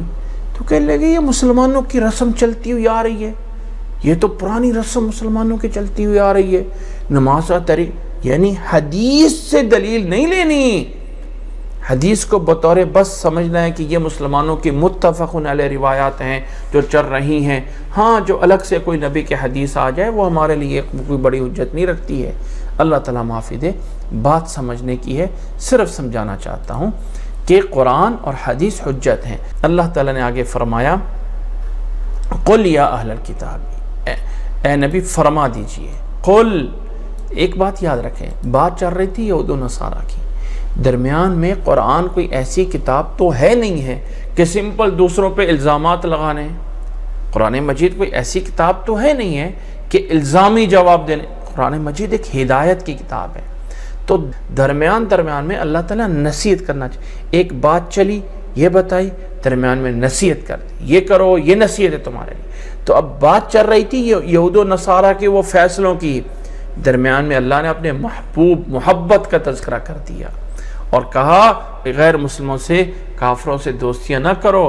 اللہ تعالیٰ نے اب دوبارہ بات اسی طرح واپس آ رہی ہے، اور پھر فرمایا اللہ تعالیٰ نے قل یا اہل الکتاب، اے اہل کتاب کے لوگ، هل تنقمون منا الا ان آمنا باللہ وما انزل الینا وما انزل من قبل، اے اہل کتاب کے لوگوں کیا ہم سے یہ انتقام لے رہے ہو کہ ہم ایمان لا رہے ہیں اللہ پہ، اور جو کچھ اللہ نے ہماری طرف نازل کیا ہے اور جو اللہ نے اس سے پہلے نازل کیا ہے ہم اس پہ بھی ایمان لے آ رہے ہیں۔ ہم مانتے ہیں موسیٰ علیہ السلام کو، ہم مانتے ہیں عیسیٰ علیہ السلام کو، اللہ کے نبی ہیں، تورات کو مانتے ہیں، انجیل کو مانتے ہیں، سب کو مانتے ہیں۔ ہم مانتے ہیں کہ وہ اپنی جگہ پہ صحیح تھے۔ وَأَنَّ أَكْثَرَكُمْ فَاسِقُونَ، لیکن یاد رکھ لو کہ تمہارے اکثر فاسق ہیں، اپنے مذہب پہ بھی فاسق ہیں وہ۔ قُلْ هَلْ أُنَبِّئُكُمْ بِشَرٍّ مِّن ذَلِكَ، او میں تمہیں بتاؤں بدترین کون لوگ ہیں، بِشَرٍّ مِّن ذَلِكَ مَثُوبَةً عِندَ اللَّهِ، جو اللہ تعالیٰ کے ہاں جرم اور گناہ میں سب سے بدتر لوگ ہیں، اور تمہیں بتایا جاتا ہے اُنَبِّئُكُمْ بِشَرٍّ، برے، اس سے بھی برے، مَثُوبَةً عِندَ اللَّهِ، اللہ کے ہاں جو بڑے مجرم تھے جو گناہوں میں بڑے تھے، کون ہیں؟ من لعنہ اللہ، جن پہ اللہ نے لعنت کی، وغضب علیہم، اور اللہ نے غضب کیا ان پر، وجعل منہم القردۃ والخنازیر، اللہ نے ان میں سے بندر بنائے، خنزیر بنائے ان کو۔ یہ سب لوگ کون تھے؟ اہل کتاب کے وہ لوگ تھے جنہوں نے اللہ اور اللہ کے حکم کے مقابلہ کیا۔ اللہ نے فرمایا لعنت کی، غضب کیا، بندر بنائے، خنازیر بنائے، وعبد الطاغوت، اور طاغوت کے شیطان کے بندے بنائے۔ اولئک شر مکانا، یہ لوگ ہیں جو مرتبے کے لحاظ سے سب سے برے ہیں، شر مکانا، مرتبے کے لئے اعتبار سے شر ہیں، وَأَضَلُّ عَنْ سَوَاءِ السَّبِيلِ، اور سیدھے راستے سے بھٹکے ہوئے یہ لوگ ہیں، یہ ہیں بھٹکے ہوئے۔ وَإِذَا جَاءُوكُمْ، اور جب کچھ ایسے ہیں ان میں سے تمہارے پاس آ کے کہتے ہیں، وَإِذَا جَاءَكُمْ قَالُوا آمَنَّا، ہم ایمان لائے، وَقَدْ دَخَلُوا بِالْكُفْرِ وَهُمْ قَدْ خَرَجُوا مِنْهُ، کفر کی حالت میں ہی داخل ہوئے تھے تمہارے پاس اور کفر کی حالت میں نکل رہے ہوتے ہیں، ان کی زبانوں کا کوئی اعتبار نہیں ہوا۔ یہ یہود ہر دور کے اندر سازشی، ہر دور کے اندر فراڈ اور دھوکہ اور جھوٹ بولنے والی قوم رہی ہے۔ اللہ نے فرمایا واللہ اعلم بما كانوا یکتمون، اللہ تعالیٰ خوب جانتا ہے یہ جو کچھ چھپاتے رہے ہیں۔ وَتَرَى كَثِيرًا مِّنْهُمْ يُسَارِعُونَ فِي الْإِثْمِ وَالْعُدْوَانِ، آپ ان میں سے اکثر لوگوں کو دیکھیں گے جو گناہ میں، جو نافرمانی میں حد سے آگے گزریں گے، وَأَكْلِهِمُ السُّحْتَ، اور حرام کھانے میں کوئی پرواہ نہیں ہے، حلال کیا ہے حرام کیا، مسلمان تو گئے بھانڈے میں، گئے کہا ان کو اپنے ہاں کوئی اعتبار نہیں ہے، حلال کیا ہے حرام کیا ہے۔ فرمایا لبئس ما كانوا يعملون، بہت برا ہے جو یہ کر رہے ہوتے ہیں، لبئس ما كانوا يعملون۔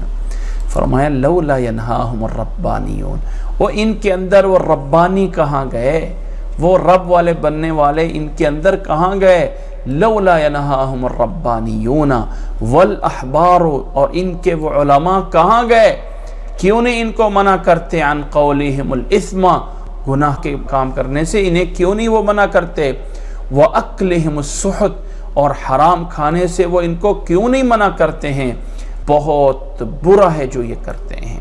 فرمایا وقالت اليہود ید اللہ مغلولہ، یہود کہتے ہیں اللہ کا ہاتھ بند ہے، گویا کہ اللہ نہیں دیتا کچھ، اللہ کا ہاتھ بند ہے۔ اللہ نے فرمایا غلت ایدیہم ولعنوا بما قالوا، انہی کے ہاتھ بند ہیں اور انہی کے پہ لعنت ہے ان کے یہ کہنے کی وجہ سے، انہی پہ لعنت ہے اور انہی کے ہاتھ بند ہیں۔ بل یداہ مبسوطتان، اللہ کے دونوں ہاتھ کھلے ہیں۔ یہ جو یہود کہتے ہیں نا ید اللہ مغلولہ، اللہ نے تو روکا ہوا ہے، اللہ تعالیٰ تو دیتا نہیں، فرمایا اللہ تعالیٰ ہی ہے جو اپنے بندوں کو سب کچھ کو جو ہے وہ دے رہا ہے۔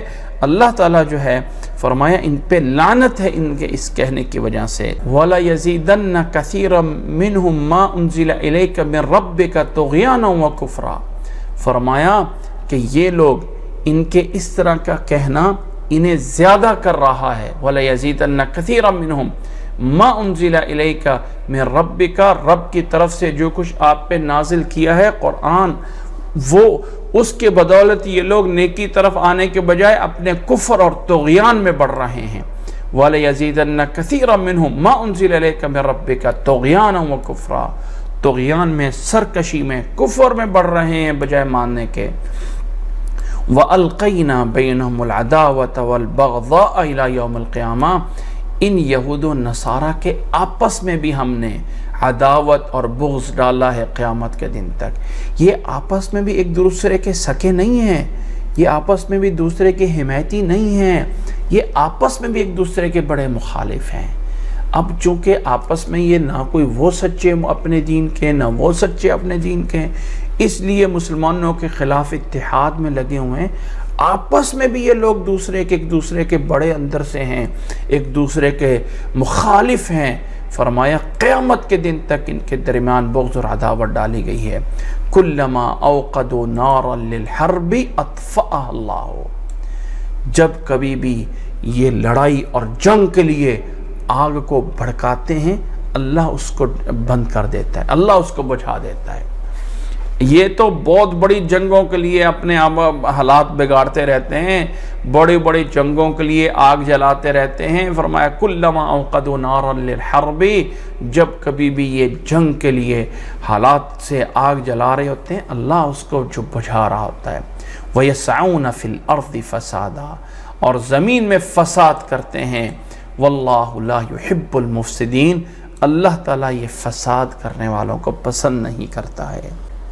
اس آیت میں اللہ تعالیٰ نے یہود کے جواب میں، یہود جو کہتے تھے ید اللہ مغلولہ، اللہ نے ان پہ لعنت بھیجی ہے اور ان پہ فرمایا ہے کہ یہ طغیان میں اور ظلم میں آگے بڑھ رہے ہیں۔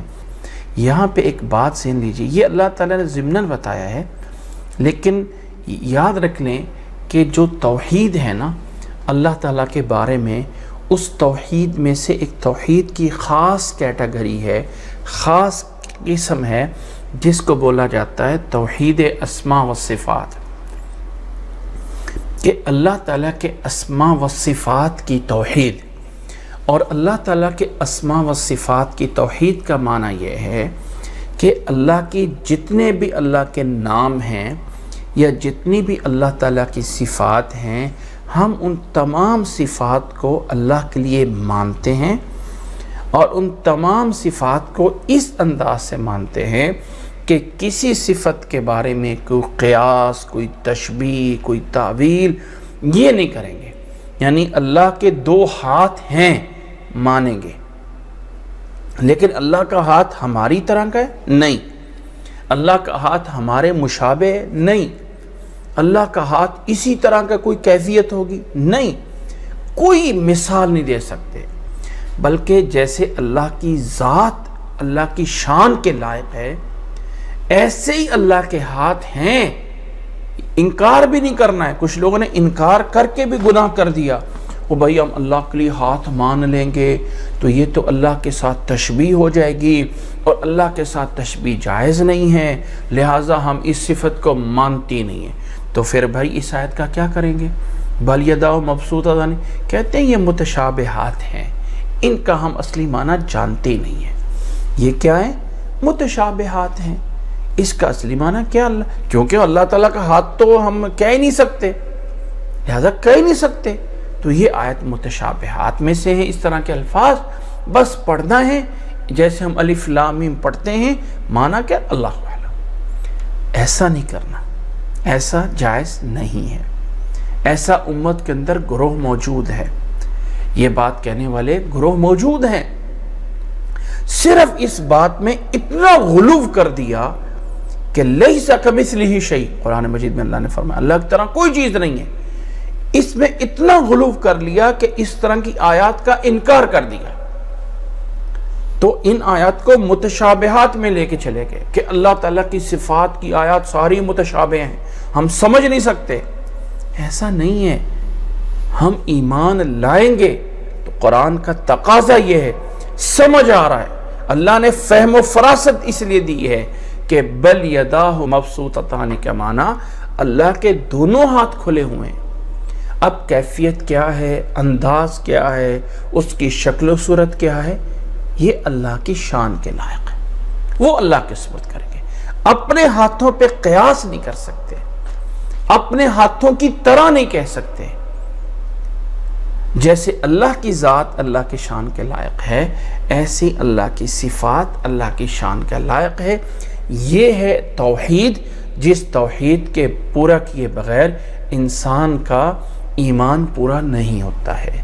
اللہ تعالیٰ کی ہر صفت کو ماننا، اللہ تعالیٰ کے ہر اسماء کو ماننا۔ نبی صلی اللہ علیہ وسلم کی حدیث سنی ہوگی کہ اللہ تعالیٰ کے 99 نام ہیں، 99 نام ہیں، جو اس کو یاد کرتا ہے، اس پہ ایمان لے کے آتا ہے، اللہ تعالیٰ اسے جنت میں داخل کر دیتا ہے۔ اللہ تعالیٰ کے 99 نام کون سے ہیں؟ ہمیں پتہ ہے کون سے ہیں؟ وہ جی قرآن مجید کے شروع میں جو ہے پہلے گتے کے بعد لکھے ہوتے ہیں، نہیں، کیوں نہیں؟ جی یہی ہیں۔ اور نہیں بھائی یہ کہاں سے، کہاں پہ دلیل ہے؟ کوئی دلیل ہے، کوئی حدیث ہے؟ ہاں ان میں سے اکثر ہیں، لیکن سارے یہ نہیں ہیں۔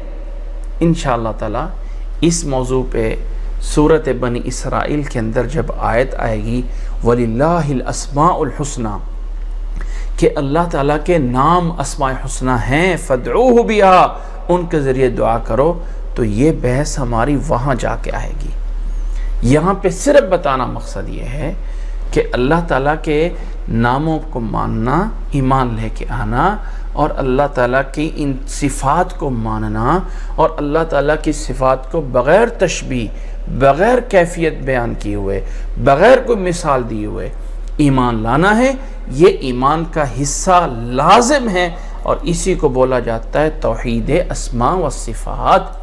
اللہ تعالیٰ نے اگلی آیت میں بیان فرمایا وَلَوْ أَنَّ أَهْلَ الْكِتَابِ آمَنُوا وَاتَّقَوْا اگر یہ اہل کتاب کے لوگ ایمان لے کے آ جاتے اور مان لیتے رب کو اور تقوی اختیار کر لیتے لَكَفَّرْنَا عَنْهُمْ سَيِّئَاتِهِمْ ہم ان کے گناہ معاف کر دیتے، وَلَأَدْخَلْنَاهُمْ جَنَّاتِ النَّعِيمِ اور نعمت والی جنت میں انہیں بھی داخل کر دیتے۔ وہ جنت کا ہمارا کوئی ٹھیکہ تو نہیں ہے نا، آؤ تم بھی ایمان لے کے آ جاؤ، تمہیں بھی جنت میں داخل کر دیتے۔ کوئی ہم ٹھیکے دار نہیں ہے جنت کے، جیسے تم کہتے ہو ہم ٹھیکے دار ہیں، نحن ابناء اللہ واحباؤ، ہم تو جنت کے ٹھیکے دار نہیں ہیں۔ وَلَوْ أَنَّهُمْ أَقَامُوا التَّوْرَاةَ اور اگر یہ قائم کرتے تورات کو اور انجیل کو، وَمَا أُنزِلَ إِلَيْهِمْ مِنْ رَبِّهِمْ اور جو کچھ رب کی طرف سے نازل ہوا ہے اس کو قائم کرتے، نافذ کرتے، نافذ العمل ہوتا زندگیوں میں تورات اور انجیل، اور جو رب نے نازل کیا ہے ان کی طرف، کیا قرآن بھی تو نازل کیا نا انجیل کے بعد، جو رب نے نازل کیا ہے اگر کر لیتے لَأَكَلُوا مِن فَوْقِهِمْ وَمِن تَحْتِ أَرْجُلِهِمْ اپنے اوپر سے، اپنے پاؤں کے نیچے سے اللہ تعالیٰ اپنی نعمتیں دیتا، جیسے کہ اللہ تعالیٰ چھت پھاڑ کے دیتا، اللہ زمین پھاڑ کے ان کے لیے خزانے نکال کے دے دیتا، لیکن ایسا نہیں ہے۔ منہم امت مقتصدہ کچھ ہیں ان میں سے درمیانے لوگ، کچھ ہیں ایسے درمیانے لوگ، وَكَثِيرٌ مِّنْهُمْ سَاءَ مَا يَحْكُمُونَ لیکن ان میں سے بہت ایسے ہیں جو بہت برے فیصلے کرتے۔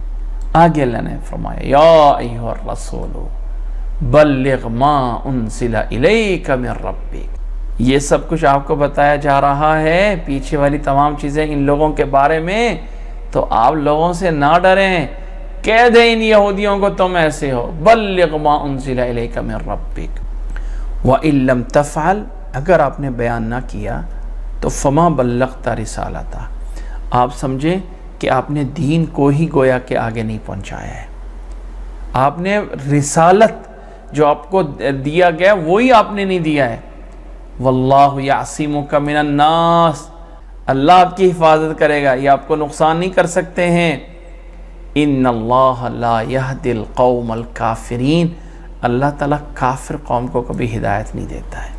اب یہ آیت بڑے اپنے معنی میں واضح ہے، بہت ہی کلیئر ہے اس کا معنی کہ اللہ نے اپنے نبی کو کہا ہے کہ اے نبی صلی اللہ علیہ وسلم اللہ تعالیٰ نے جو آپ کی طرف نازل کیا ہے اس کو بیان کر دیجئے، بیان کر دیجئے، آپ جو ہے وہ کچھ بھی نہیں چھپائیں، کوئی چیز آپ جو ہے وہ چھپا نہیں سکتے ہیں، جو کچھ آپ کی طرف نازل کیا ہے سب کچھ جو ہے وہ بیان کر دیں۔ بلغ ما انزل الیک من ربک اگر آپ نے نہ پہنچایا تو آپ سمجھ لیں کہ آپ کو اپنے رسالت جو آپ کو ایک نبوت دی گئی وہ گویا آپ نے پوری نہیں کی ہے، اور آپ لوگوں سے نہ ڈریں، اللہ تعالیٰ آپ کو لوگوں سے بچائے گا، اللہ تعالیٰ کافروں کو ہدایت نہیں دیتا۔ اس آیت میں کیا ہے؟ کیا ہم کوئی انسان کہہ سکتا ہے کہ یہ آیت اپنے سیاق و سباق سے آؤٹ ہے؟ یہ آیت اپنے سیاق و سباق سے آگے پیچھے سے آؤٹ ہے، کیوں بھائی؟ اور پیچھے تو اللہ تعالیٰ یہود کی بات کر رہا ہے، اب یکدم انسان نبی کو کہہ دیا کہ ان کو بات پہنچا دو، تو یہ آؤٹ ہے۔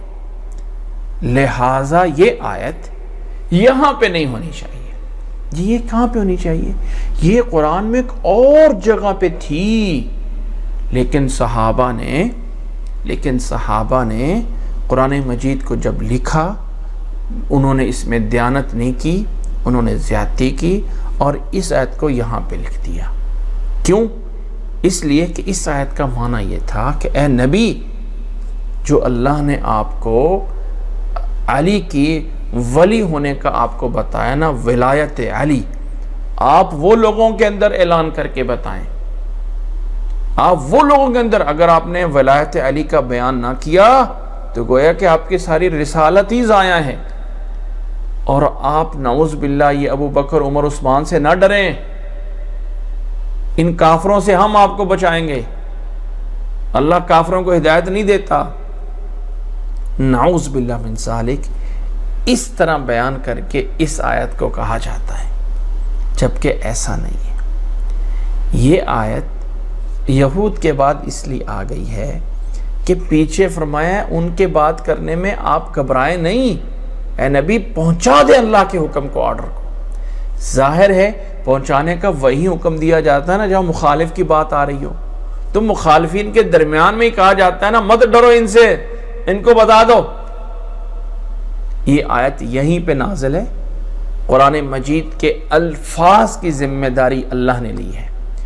جو فرقہ، جو قوم قرآن مجید کی موجودہ ترتیب پہ ایمان نہیں لاتی ہے، اس کو کوئی حق حاصل نہیں ہے کہ وہ ولایت علی کا دعویٰ کرے، یا وہ اہل بیت کا ہونے کا دعویٰ کرے، یا وہ اپنے آپ کو سید ہو کے دعویٰ کرے اور دوسرے صحابہ پہ انگلی اٹھائے۔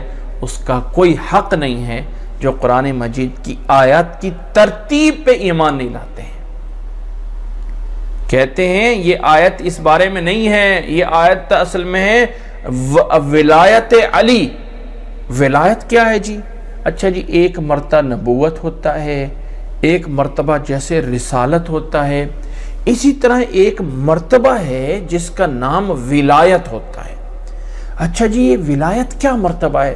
جی یہ نبوت سے بھی بڑا ہوتا ہے، یہ نبوت سے بھی بڑا ولایت ہوتا ہے۔ اس میں گویا کہ اس کے پاس خدائی اختیارات ہوتے ہیں، جو چاہے کر سکتا ہے۔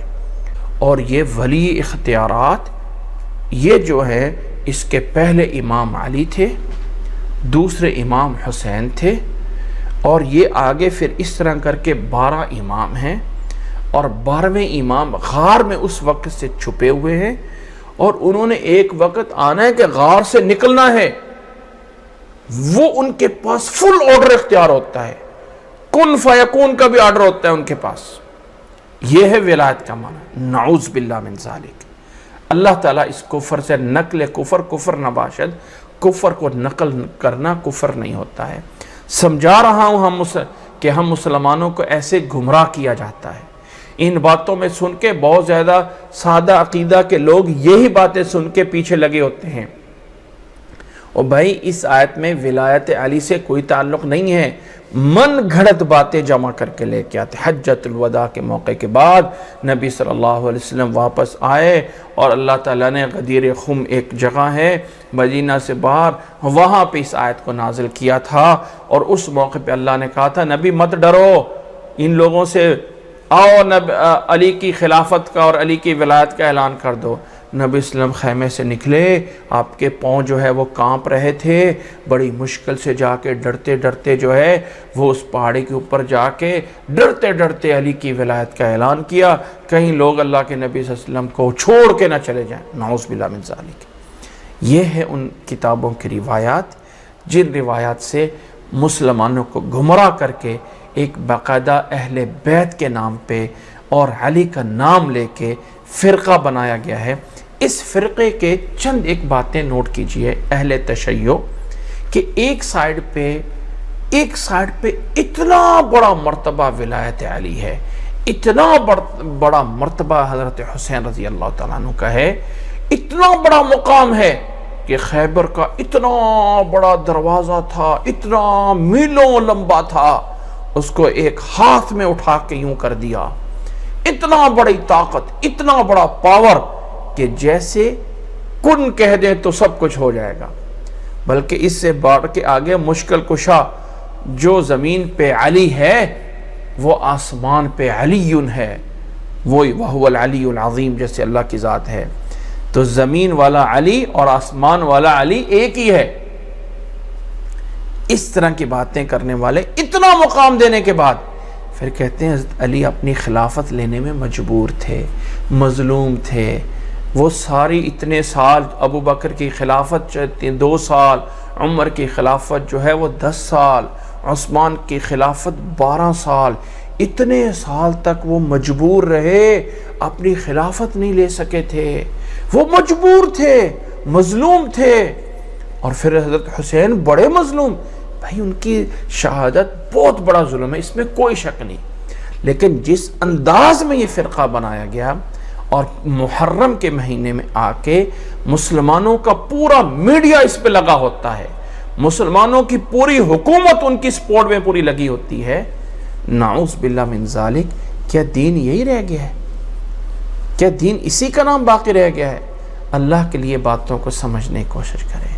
قرآن مجید کی یہ آیت کا مطلب یہ ہے، واپس آتے ہیں اس کی طرف، کہ اللہ تعالیٰ کہنا چاہتا ہے اے رسول، اللہ نے جو آپ کو احکامات دی ہیں آپ ان کو اسی طرح آگے پہنچا دیں۔ حضرت عائشہ رضی اللہ تعالیٰ عنہ فرماتی ہیں اگر نبی صلی اللہ علیہ وسلم کوئی چیز چھپا سکتے ہوتے تو وہ اس آیت کو چھپا لیتے، کیونکہ اللہ تعالیٰ نے کہا یا ایھا الرسول بلغ ما انزل الیک، لوگوں سے مت ڈرے، جو کچھ ہے اس کو پہنچا دیں آگے۔ کہا اگر کچھ چھپا سکتے ہوتے تو اس آیت کو چھپا لیتے، لیکن اللہ کے نبی صلی اللہ علیہ وسلم نے کچھ نہیں چھپایا۔ جو نبی کے پاس علم تھا، نوٹ کریں اس بات کو، جو نبی کے پاس علم تھا وہ سارا علم آگے امت کو دیا۔ کیوں؟ اللہ نے کہا بلغ ما انزل الیک، جو کچھ آپ کی طرف نازل ہوا ہے اس کو آگے بیان کر دیجئے، بلغ پہنچا دیجئے۔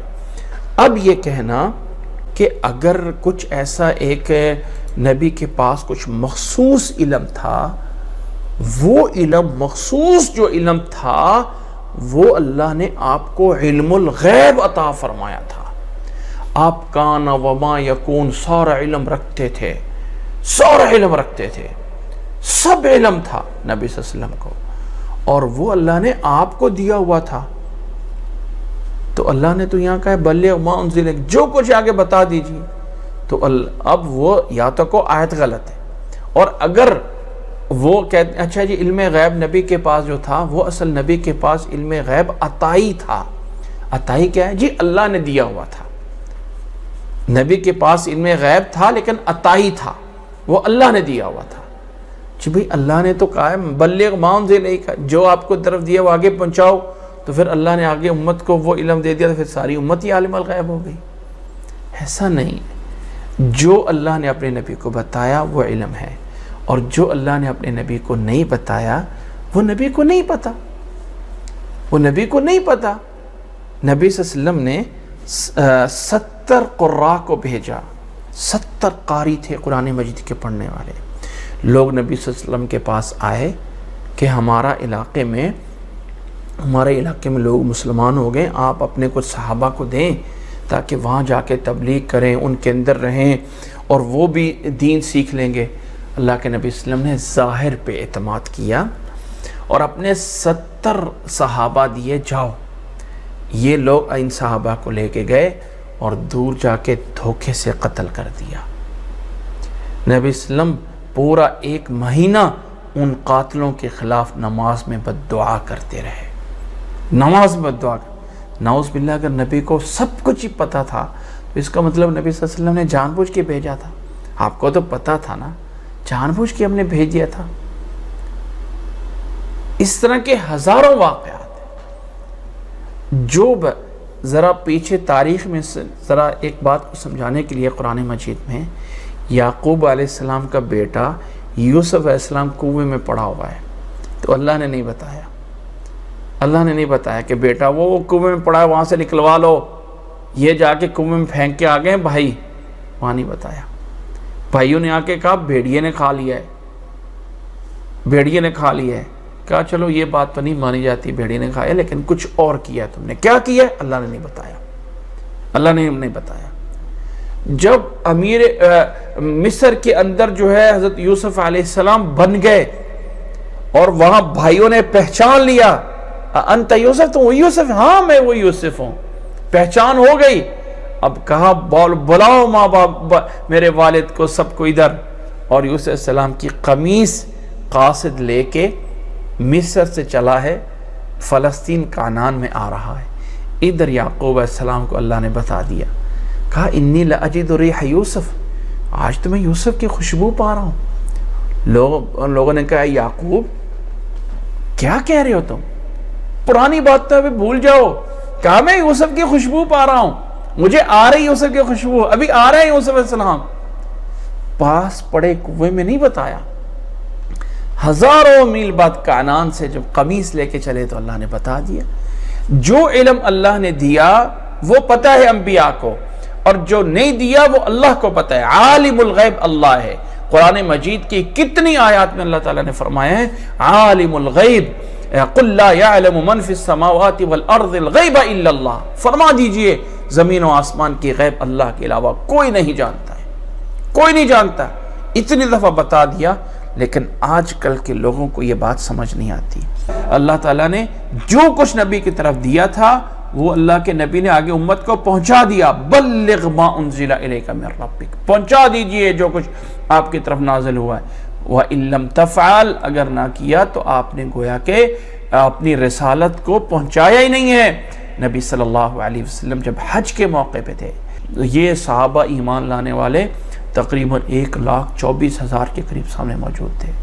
فرمایا او لوگوں میں نے پہنچا دیا، فرمایا سب نے پہنچانے کا حق بھی ادا کر دیا۔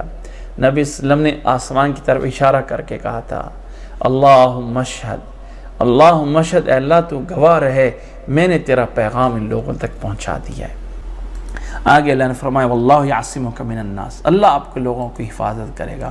نبی صلی اللہ علیہ وسلم جب مکہ سے مدینہ آئے تھے تو آپ صلی اللہ علیہ وسلم کی حفاظت کے لیے صحابہ میں سے کوئی صحابی متعین رہتے تھے۔ جب یہ آیت نازل ہوئی واللہ یعصمک من الناس، تو اللہ کے نبی صلی اللہ علیہ وسلم نے اپنے پہ پہرا جو ہے وہ بند کر دیا تھا۔ فرمایا اللہ میری حفاظت کرے گا۔ آپ صلی اللہ علیہ وسلم کی حفاظت کرنے کے لیے کوئی نہیں ہوتا تھا، اللہ تعالیٰ نے آپ کی حفاظت فرمائی۔ ان اللہ لا یہدی القوم الکافرین، اللہ تعالیٰ کافر قوم کو ہدایت نہیں دیتا ہے۔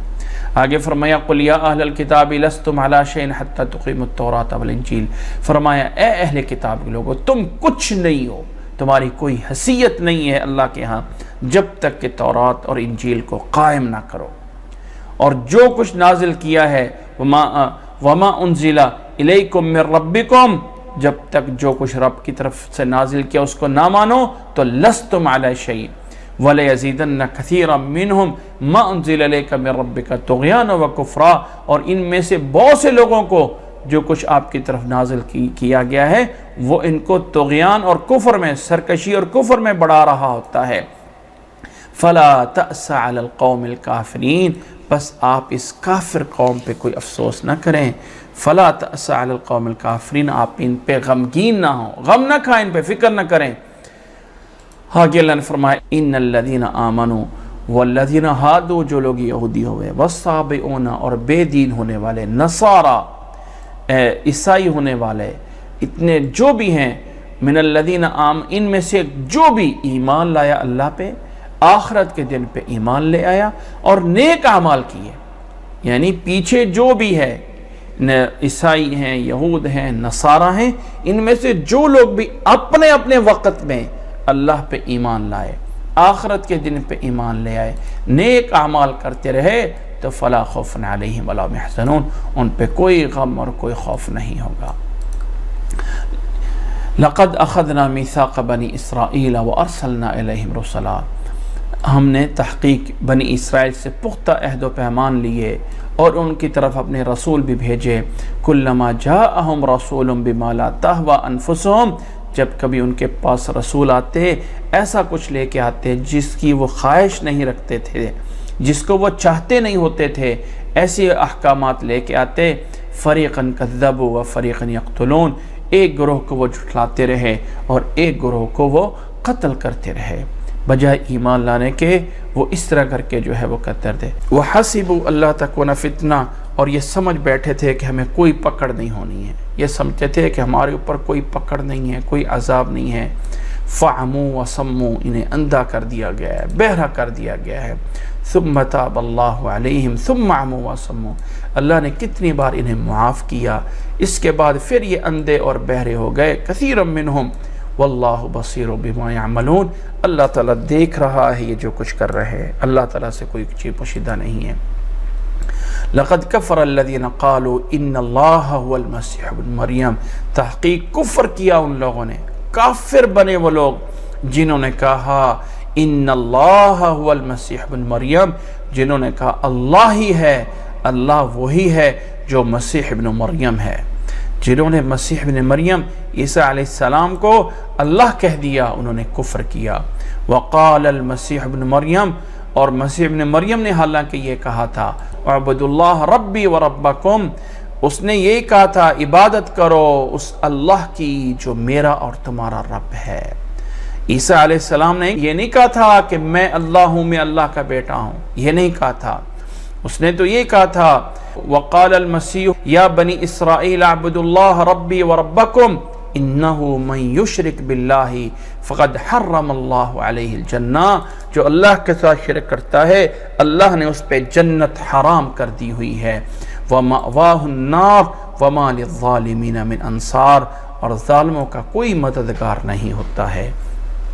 لقد کفر الذین قالوا ان اللہ ثالث ثلاثہ، یہ جو نصارہ ہیں ان کے مختلف عقائد ہیں. ان عیسائیوں کا ایک عقیدہ تو یہ تھا کہ عیسیٰ علیہ السلام ہی اللہ ہے، اور دوسرا یہ تھا کہ عیسیٰ علیہ السلام، مریم علیہ السلام اور اللہ تعالیٰ مل کر یہ تین الہ مل کر ایک الہ اور معبود بنتے ہیں، جسے وہ اقالیم ثلاثہ کہتے ہیں یا جسے عقیدہ تثلیث کہتے ہیں، کہ یہ سب کفر ہے. فرمایا لقد کفر الذین قالوا ان اللہ ثالث ثلاثہ، وہ بھی تحقیق کافر ہو گئے جنہوں نے اللہ کے بارے میں کہا کہ اللہ تین میں سے تیسرا ہے، جبکہ اللہ کے علاوہ کوئی معبود نہیں ہے. وَإِن لَّمْ يَنْتَهُوا عَمَّا يَقُولُونَ لَيَمَسَّنَّ الَّذِينَ كَفَرُوا مِنْهُمْ عَذَابٌ أَلِيمٌ، اگر وہ اپنی اس قول سے باز نہ آئے، اپنی اس کہنے سے باز نہ آئے، تو فرمایا ان کافروں کو اللہ کا دردناک عذاب پکڑے گا. افلا یتوبون الی اللہ ویستغفرون، یہ کیوں نہیں یہ اللہ تعالیٰ کی طرف توبہ کرتے اور معافی مانگتے؟ اللہ تعالیٰ تو غفور الرحیم ہے، واللہ غفور الرحیم. مل مسیح ابن مریم الا رسول، مسیح ابن مریم اور کچھ نہیں ہے، نہ ہی وہ اللہ ہیں نہ ہی وہ اللہ کے بیٹے ہیں، وہ صرف اور صرف اللہ کے رسول ہے. مل مسیح ابن مریم الا رسول، وہ صرف اللہ کے رسول ہیں. قد خلت من قبلہ الرسل، ان سے پہلے بھی رسول گزر چکے ہیں. قد خلت من قبلہ الرسل، ان سے پہلے بھی رسول گزر چکے ہیں. وَأُمُّهُ صدیقہ، اور ان کی ماں، ان کی والدہ مریم علیہ السلام صدیقہ تھیں. یہ وہ آیت کی جگہ ہیں جہاں سے دلیل لی جاتی ہے کہ مریم علیہ السلام اللہ تعالیٰ کے برگزیدہ بندوں میں تو شامل ہے، لیکن وہ نبی نہیں ہے. اللہ تعالیٰ نے جو نبوت اور رسالت دی ہے یہ مردوں کو دی ہے، اس میں عورتوں کو نہیں دی ہے. مریم علیہ السلام اللہ تعالیٰ کی نیک بندے اولیاء میں شامل تھی. آگے انشاءاللہ آیت آ جائے گی جہاں اللہ تعالیٰ نے صریحتاً کہا ہے کہ وَمَا أَرْسَلْنَا مِن قَبْلِكَ إِلَّا رِجَالًا نُوحِي إِلَيْهِمْ، آپ سے پہلے جتنے بھی نبی بنائے گئے ہیں وہ رجال، مرد تھے، مردوں کو اللہ نے نبی بنایا تھا. تو یہاں پہ اللہ تعالیٰ نے فرمایا وَأُمُّهُ صدیقہ كَانَا يَأْكُلَانِ الطَّعَامَ، مریم علیہ السلام اور ان کی والدہ کھانا کھاتے تھے. اللہ کی ذات پہ قربان جائے، یہ میں نے بار بار سمجھایا اس بات پہ کہ اللہ تعالیٰ جب کوئی مثال دیتا ہے نا، مثال دیتا ہے تو اللہ تعالیٰ یہ نہیں دیتا کہ وہ اللہ تعالیٰ جس نے انسان کو ایسا بنایا، وہ اللہ جس نے اس کائنات کے اندر ایٹم بنا دیا، جس نے اس کائنات کے اندر فلانا فلانا اعجوبہ بنا دیا، فلانے عجائب اللہ نے بنا. نہیں، اللہ تعالیٰ وہ مثال دیتا ہے جو سب کی عقل میں آ جائے، جو چھوٹے دماغ والا ہے، موٹی سمجھ والا ہے، اس کو بھی سمجھ آئے کہ جو عیسیٰ علیہ السلام اور جو ان کی ماں کھانا کھاتے ہیں وہ خدا کیسے ہو سکتے ہیں، وہ الہ کیسے ہو سکتے ہیں. مثال چھوٹی دی تاکہ سارے سمجھ جائیں. فرمایا کانا یاکلان الطعام، وہ کھانا کھاتے تھے۔ کھانا کھانا کسی معبود کی صفت نہیں ہو سکتی، یہ انسان ہے جو کھانا کھاتا ہے۔ انظر کیف نبین لہم الآیات، دیکھیں کس طرح واضح کر کے ان کے سامنے آیات بیان کی جاتی ہیں۔ ثم انظر، پھر غور سے دیکھیں، انا یوفکون، کہاں یہ پھرے جا رہے ہیں، کہاں یہ پھرے جا رہے ہیں، کہاں یہ بہکے جا رہے ہیں۔ قل اتعبدون من دون اللہ ما لا یملک لکم ضرا ولا نفعا، او اللہ کے علاوہ ایسی چیزوں کی تم پوجا کیوں کرتے ہو جو تمہارے لیے نفع یا نقصان کے مالک نہیں ہیں۔ واللہ هو السمیع العلیم، اور اللہ تعالیٰ ہی سمیع علیم ہے، وہ سن رہا ہے، دیکھنے والا ہے سب کو۔ قل یا اہل الکتاب لا تغلوا فی دینکم، اے اہل کتاب کے لوگ مت اپنے دین میں غلو کرو، حد سے آگے گزر جاؤ، یہ مت کرو غلو، غیر الحق، حق کے علاوہ غیر حق پہ، باطل پہ کیوں غلو کر رہے ہو۔ ولا تتبعوا اہواء قوم قد ضلوا من قبل، اے نصارہ کے لوگوں ان یہودیوں کے پیچھے مت لگو جو تم سے پہلے گمراہ ہو چکے ہیں۔ ولا تتبعوا اہواء قوم، ایسی قوم کی خواہشات کے پیچھے نہ لگو، قد ضلوا من قبل، جو تم سے پہلے گمراہ ہو چکے ہیں۔ وَأَضَلُّوا كَثِيرًا، اور بہت سے لوگوں کو گمراہ کر چکے ہیں۔ وَضَلُّوا عَنْ سَوَاءِ السَّبِيلِ، اور یہ لوگ راستے سے بھٹکے ہوئے ہیں۔ لُعِنَ الَّذِينَ كَفَرُوا مِن بَنِي إِسْرَائِيلَ عَلَى لِسَانِ داود وعیسی ابن مریم، فرمایا لعنت کی گئی ہے کافروں پہ جنہوں نے کفر کیا تھا بنی اسرائیل میں سے، علی لسان داود علیہ السلام کی زبان پہ، عیسیٰ ابن مریم علیہ السلام کی زبان پہ لعنت کی گئی ایسے کافروں پہ۔ ذَلِكَ بِمَا عَصَوْا وَكَانُوا يَعْتَدُونَ، یہ ان کی نافرمانیوں کی وجہ سے ہے جن سے وہ باز نہیں آتے تھے۔ ذَلِكَ بِمَا عَصَوْا وَكَانُوا يَعْتَدُونَ، اور یہ لوگ حد سے جو ہے وہ گزرتے تھے، ان کی نافرمانی کی وجہ سے لعنت کی گئی ہے۔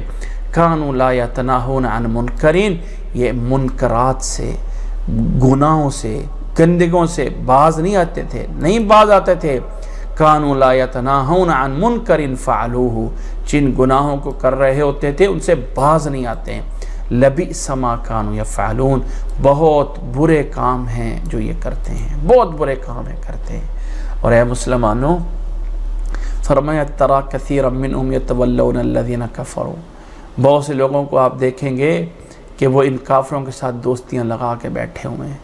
بہت سے لوگوں کو آپ دیکھیں گے کافروں کے ساتھ اپنی حمایتیں، اپنی ہمدردیاں، اپنے حلیف، اپنے دوست، اپنے حمایتی، اپنے ملک کو بچانے کے لیے کافروں کے ہاتھ پکڑ کے بیٹھے ہوئے، اپنے گھروں کو بچانے کے لیے ان کے سہارے لے کے بیٹھے ہوئے، اپنی ایک ہوتا ولا اور برا پیچھے، جیسے کہ ایک ویسے اخلاق سب سے کرنا ہے، اخلاق سب سے کرنا ہے، لیکن ایک دلی تعلق ہوتا ہے۔ وہ فرمایا بہت سے لوگوں کو دیکھیں گے ان کو بنا کے بیٹھے ہیں۔ لَبِئْسَ مَا قَدَّمَتْ لَهُمْ أَنفُسُهُمْ، بہت برا ہے جو ان کے نفسوں نے ان کے لیے مزین کر کے رکھا ہوا ہے۔ کیا ہے؟ ان سخط اللہ علیہم، کہ اللہ ان پہ ناراض ہے۔ ان سخط اللہ علیہم وفی العذاب ہم خالدون، اور یہ لوگ عذاب میں ہمیشہ ہمیشہ رہیں گے۔ وَلَوْ كَانُوا يُؤْمِنُونَ بِاللَّهِ وَالنَّبِيِّ، اگر یہ ایمان لانے والے ہوتے اللہ پہ، نبی پہ، وما انزل الیہ، اور جو ان پہ نازل کیا گیا ہے، متخذوہم اولیاء، اگر یہ صحیح معنی میں ایمان لانے والے ہوتے اللہ پہ، اللہ کے نبی پہ، اللہ کے قرآن پہ، تو ان کافروں کو ان کو کبھی یہ دوست نہ بناتے۔ وَلَكِنَّ كَثِيرًا مِّنْهُمْ فَاسِقُونَ، لیکن اکثر ان لوگوں میں سے فاسق ہوتے ہیں، فاسق ہوتے ہیں۔ مسلمانوں میں سے بھی ایسے لوگ ہوتے ہیں، فاسق ہوتے ہیں، جو بظاہر اسلام کے دعوے دار ہوتے ہیں اور اندر سے یہود و نصارہ ہوتے ہیں۔ فرمایا اکثر ان کے فاسق ہوتے ہیں۔ ہاں ایک بات ضرور ہے، لَتَجِدَنَّ أَشَدَّ النَّاسِ عَدَاوَةً لِلَّذِينَ آمَنُوا الْيَهُودَ، فرمایا آپ ان مسلمانوں کے سب سے بڑے دشمن پائیں گے تو ان کو یہودی ہوں گے۔ اشد الناس، لوگوں میں سے سخت لوگ جو عداوت میں آپ دیکھیں گے تو ان لوگوں کو دیکھیں گے للذین آمنوا اليہود، ایمان والوں کے جو سب سے بڑے دشمن آپ پائیں گے تو یہود کو پنائیں گے۔ والذین اشرکوا، یا ان لوگوں کو پائیں گے جو مشرک ہوں گے، جو بدھ مت ہوں گے، جو بتوں کے پجاری ہوں گے، ان لوگوں کو مسلمانوں کا پہلا دشمن پائیں گے۔ لَتَجِدَنَّ أَشَدَّ النَّاسِ عَدَاوَةً، ایمان والوں کے اشد الناس عداوتاً ہوں گے، پہلے نمبر پہ یہود اور دوسرے نمبر پہ مشرکین، مشرک، بتوں کے پجاری، پتھروں کے پجاری، لکڑیوں کے پجاری، اور نعوذ باللہ ایسی گندیوں چیزوں کو اپنے معبود بنا کے بیٹھے ہوتے ہیں، ان لوگوں کو آپ دیکھیں گے مسلمانوں کے بڑے دشمن۔ لیکن وَلَتَجِدَنَّ أَقْرَبَهُمْ مَوَدَّةً، ہاں کچھ دوستی کے قریب لوگ وہ ہیں ایمان والوں کے، لِلَّذِينَ آمَنُوا، ایمان والوں کے، الَّذِينَ قَالُوا إِنَّا نَصَارَى، جو نصارہ ہیں، عیسائی ہیں، آپ ان کو مسلمانوں کے دوست کس لحاظ سے، کسی اعتبار سے پائیں گے، ذَلِكَ بِأَنَّ مِنْهُمْ قِسِّيسِينَ، اس لیے ان میں سے کچھ ایسے بھی ہیں، ان میں سے نصارہ میں سے جو قسیسین آئے ہیں، یعنی ان کے علماء ہیں، ان کے اوپر قسیسین ان کو کہتے ہیں جو واعظ کرنے والے ہوتے تھے، ان میں سے ایسے آئے ہیں جو واعظ کرنے والے، ان کو آپ قریب پائیں گے۔ وَرُهْبَانًا، اور ان کے اندر کچھ علماء عالم گزرے ہیں، یہ مسلمانوں کے بنسبت ان دونوں کے قریب ہوں گے۔ وَأَنَّهُمْ لَا يَسْتَكْبِرُونَ، اور یہ لوگ یہودوں کی طرح، ان مشرکوں کی طرح تکبر کرنے والے نہیں ہوتے ہیں۔ اللہ تعالیٰ نے اس آیت میں نصارہ کو مسلمانوں کا قریبی یعنی بنسبت یہود اور مشرکین کے کہا ہے کہ ان لوگوں کے اندر رہبان اور قسیسین گزرے ہیں، تو ان کو آپ کچھ نہ کچھ بنسبت ان کے قریب پائیں گے مسلمانوں کے۔ لیکن یہ اس دور میں تھا، جب یہ ان کی آپس میں جو ہے وہ بڑی بڑی جنگیں ہو رہی تھی۔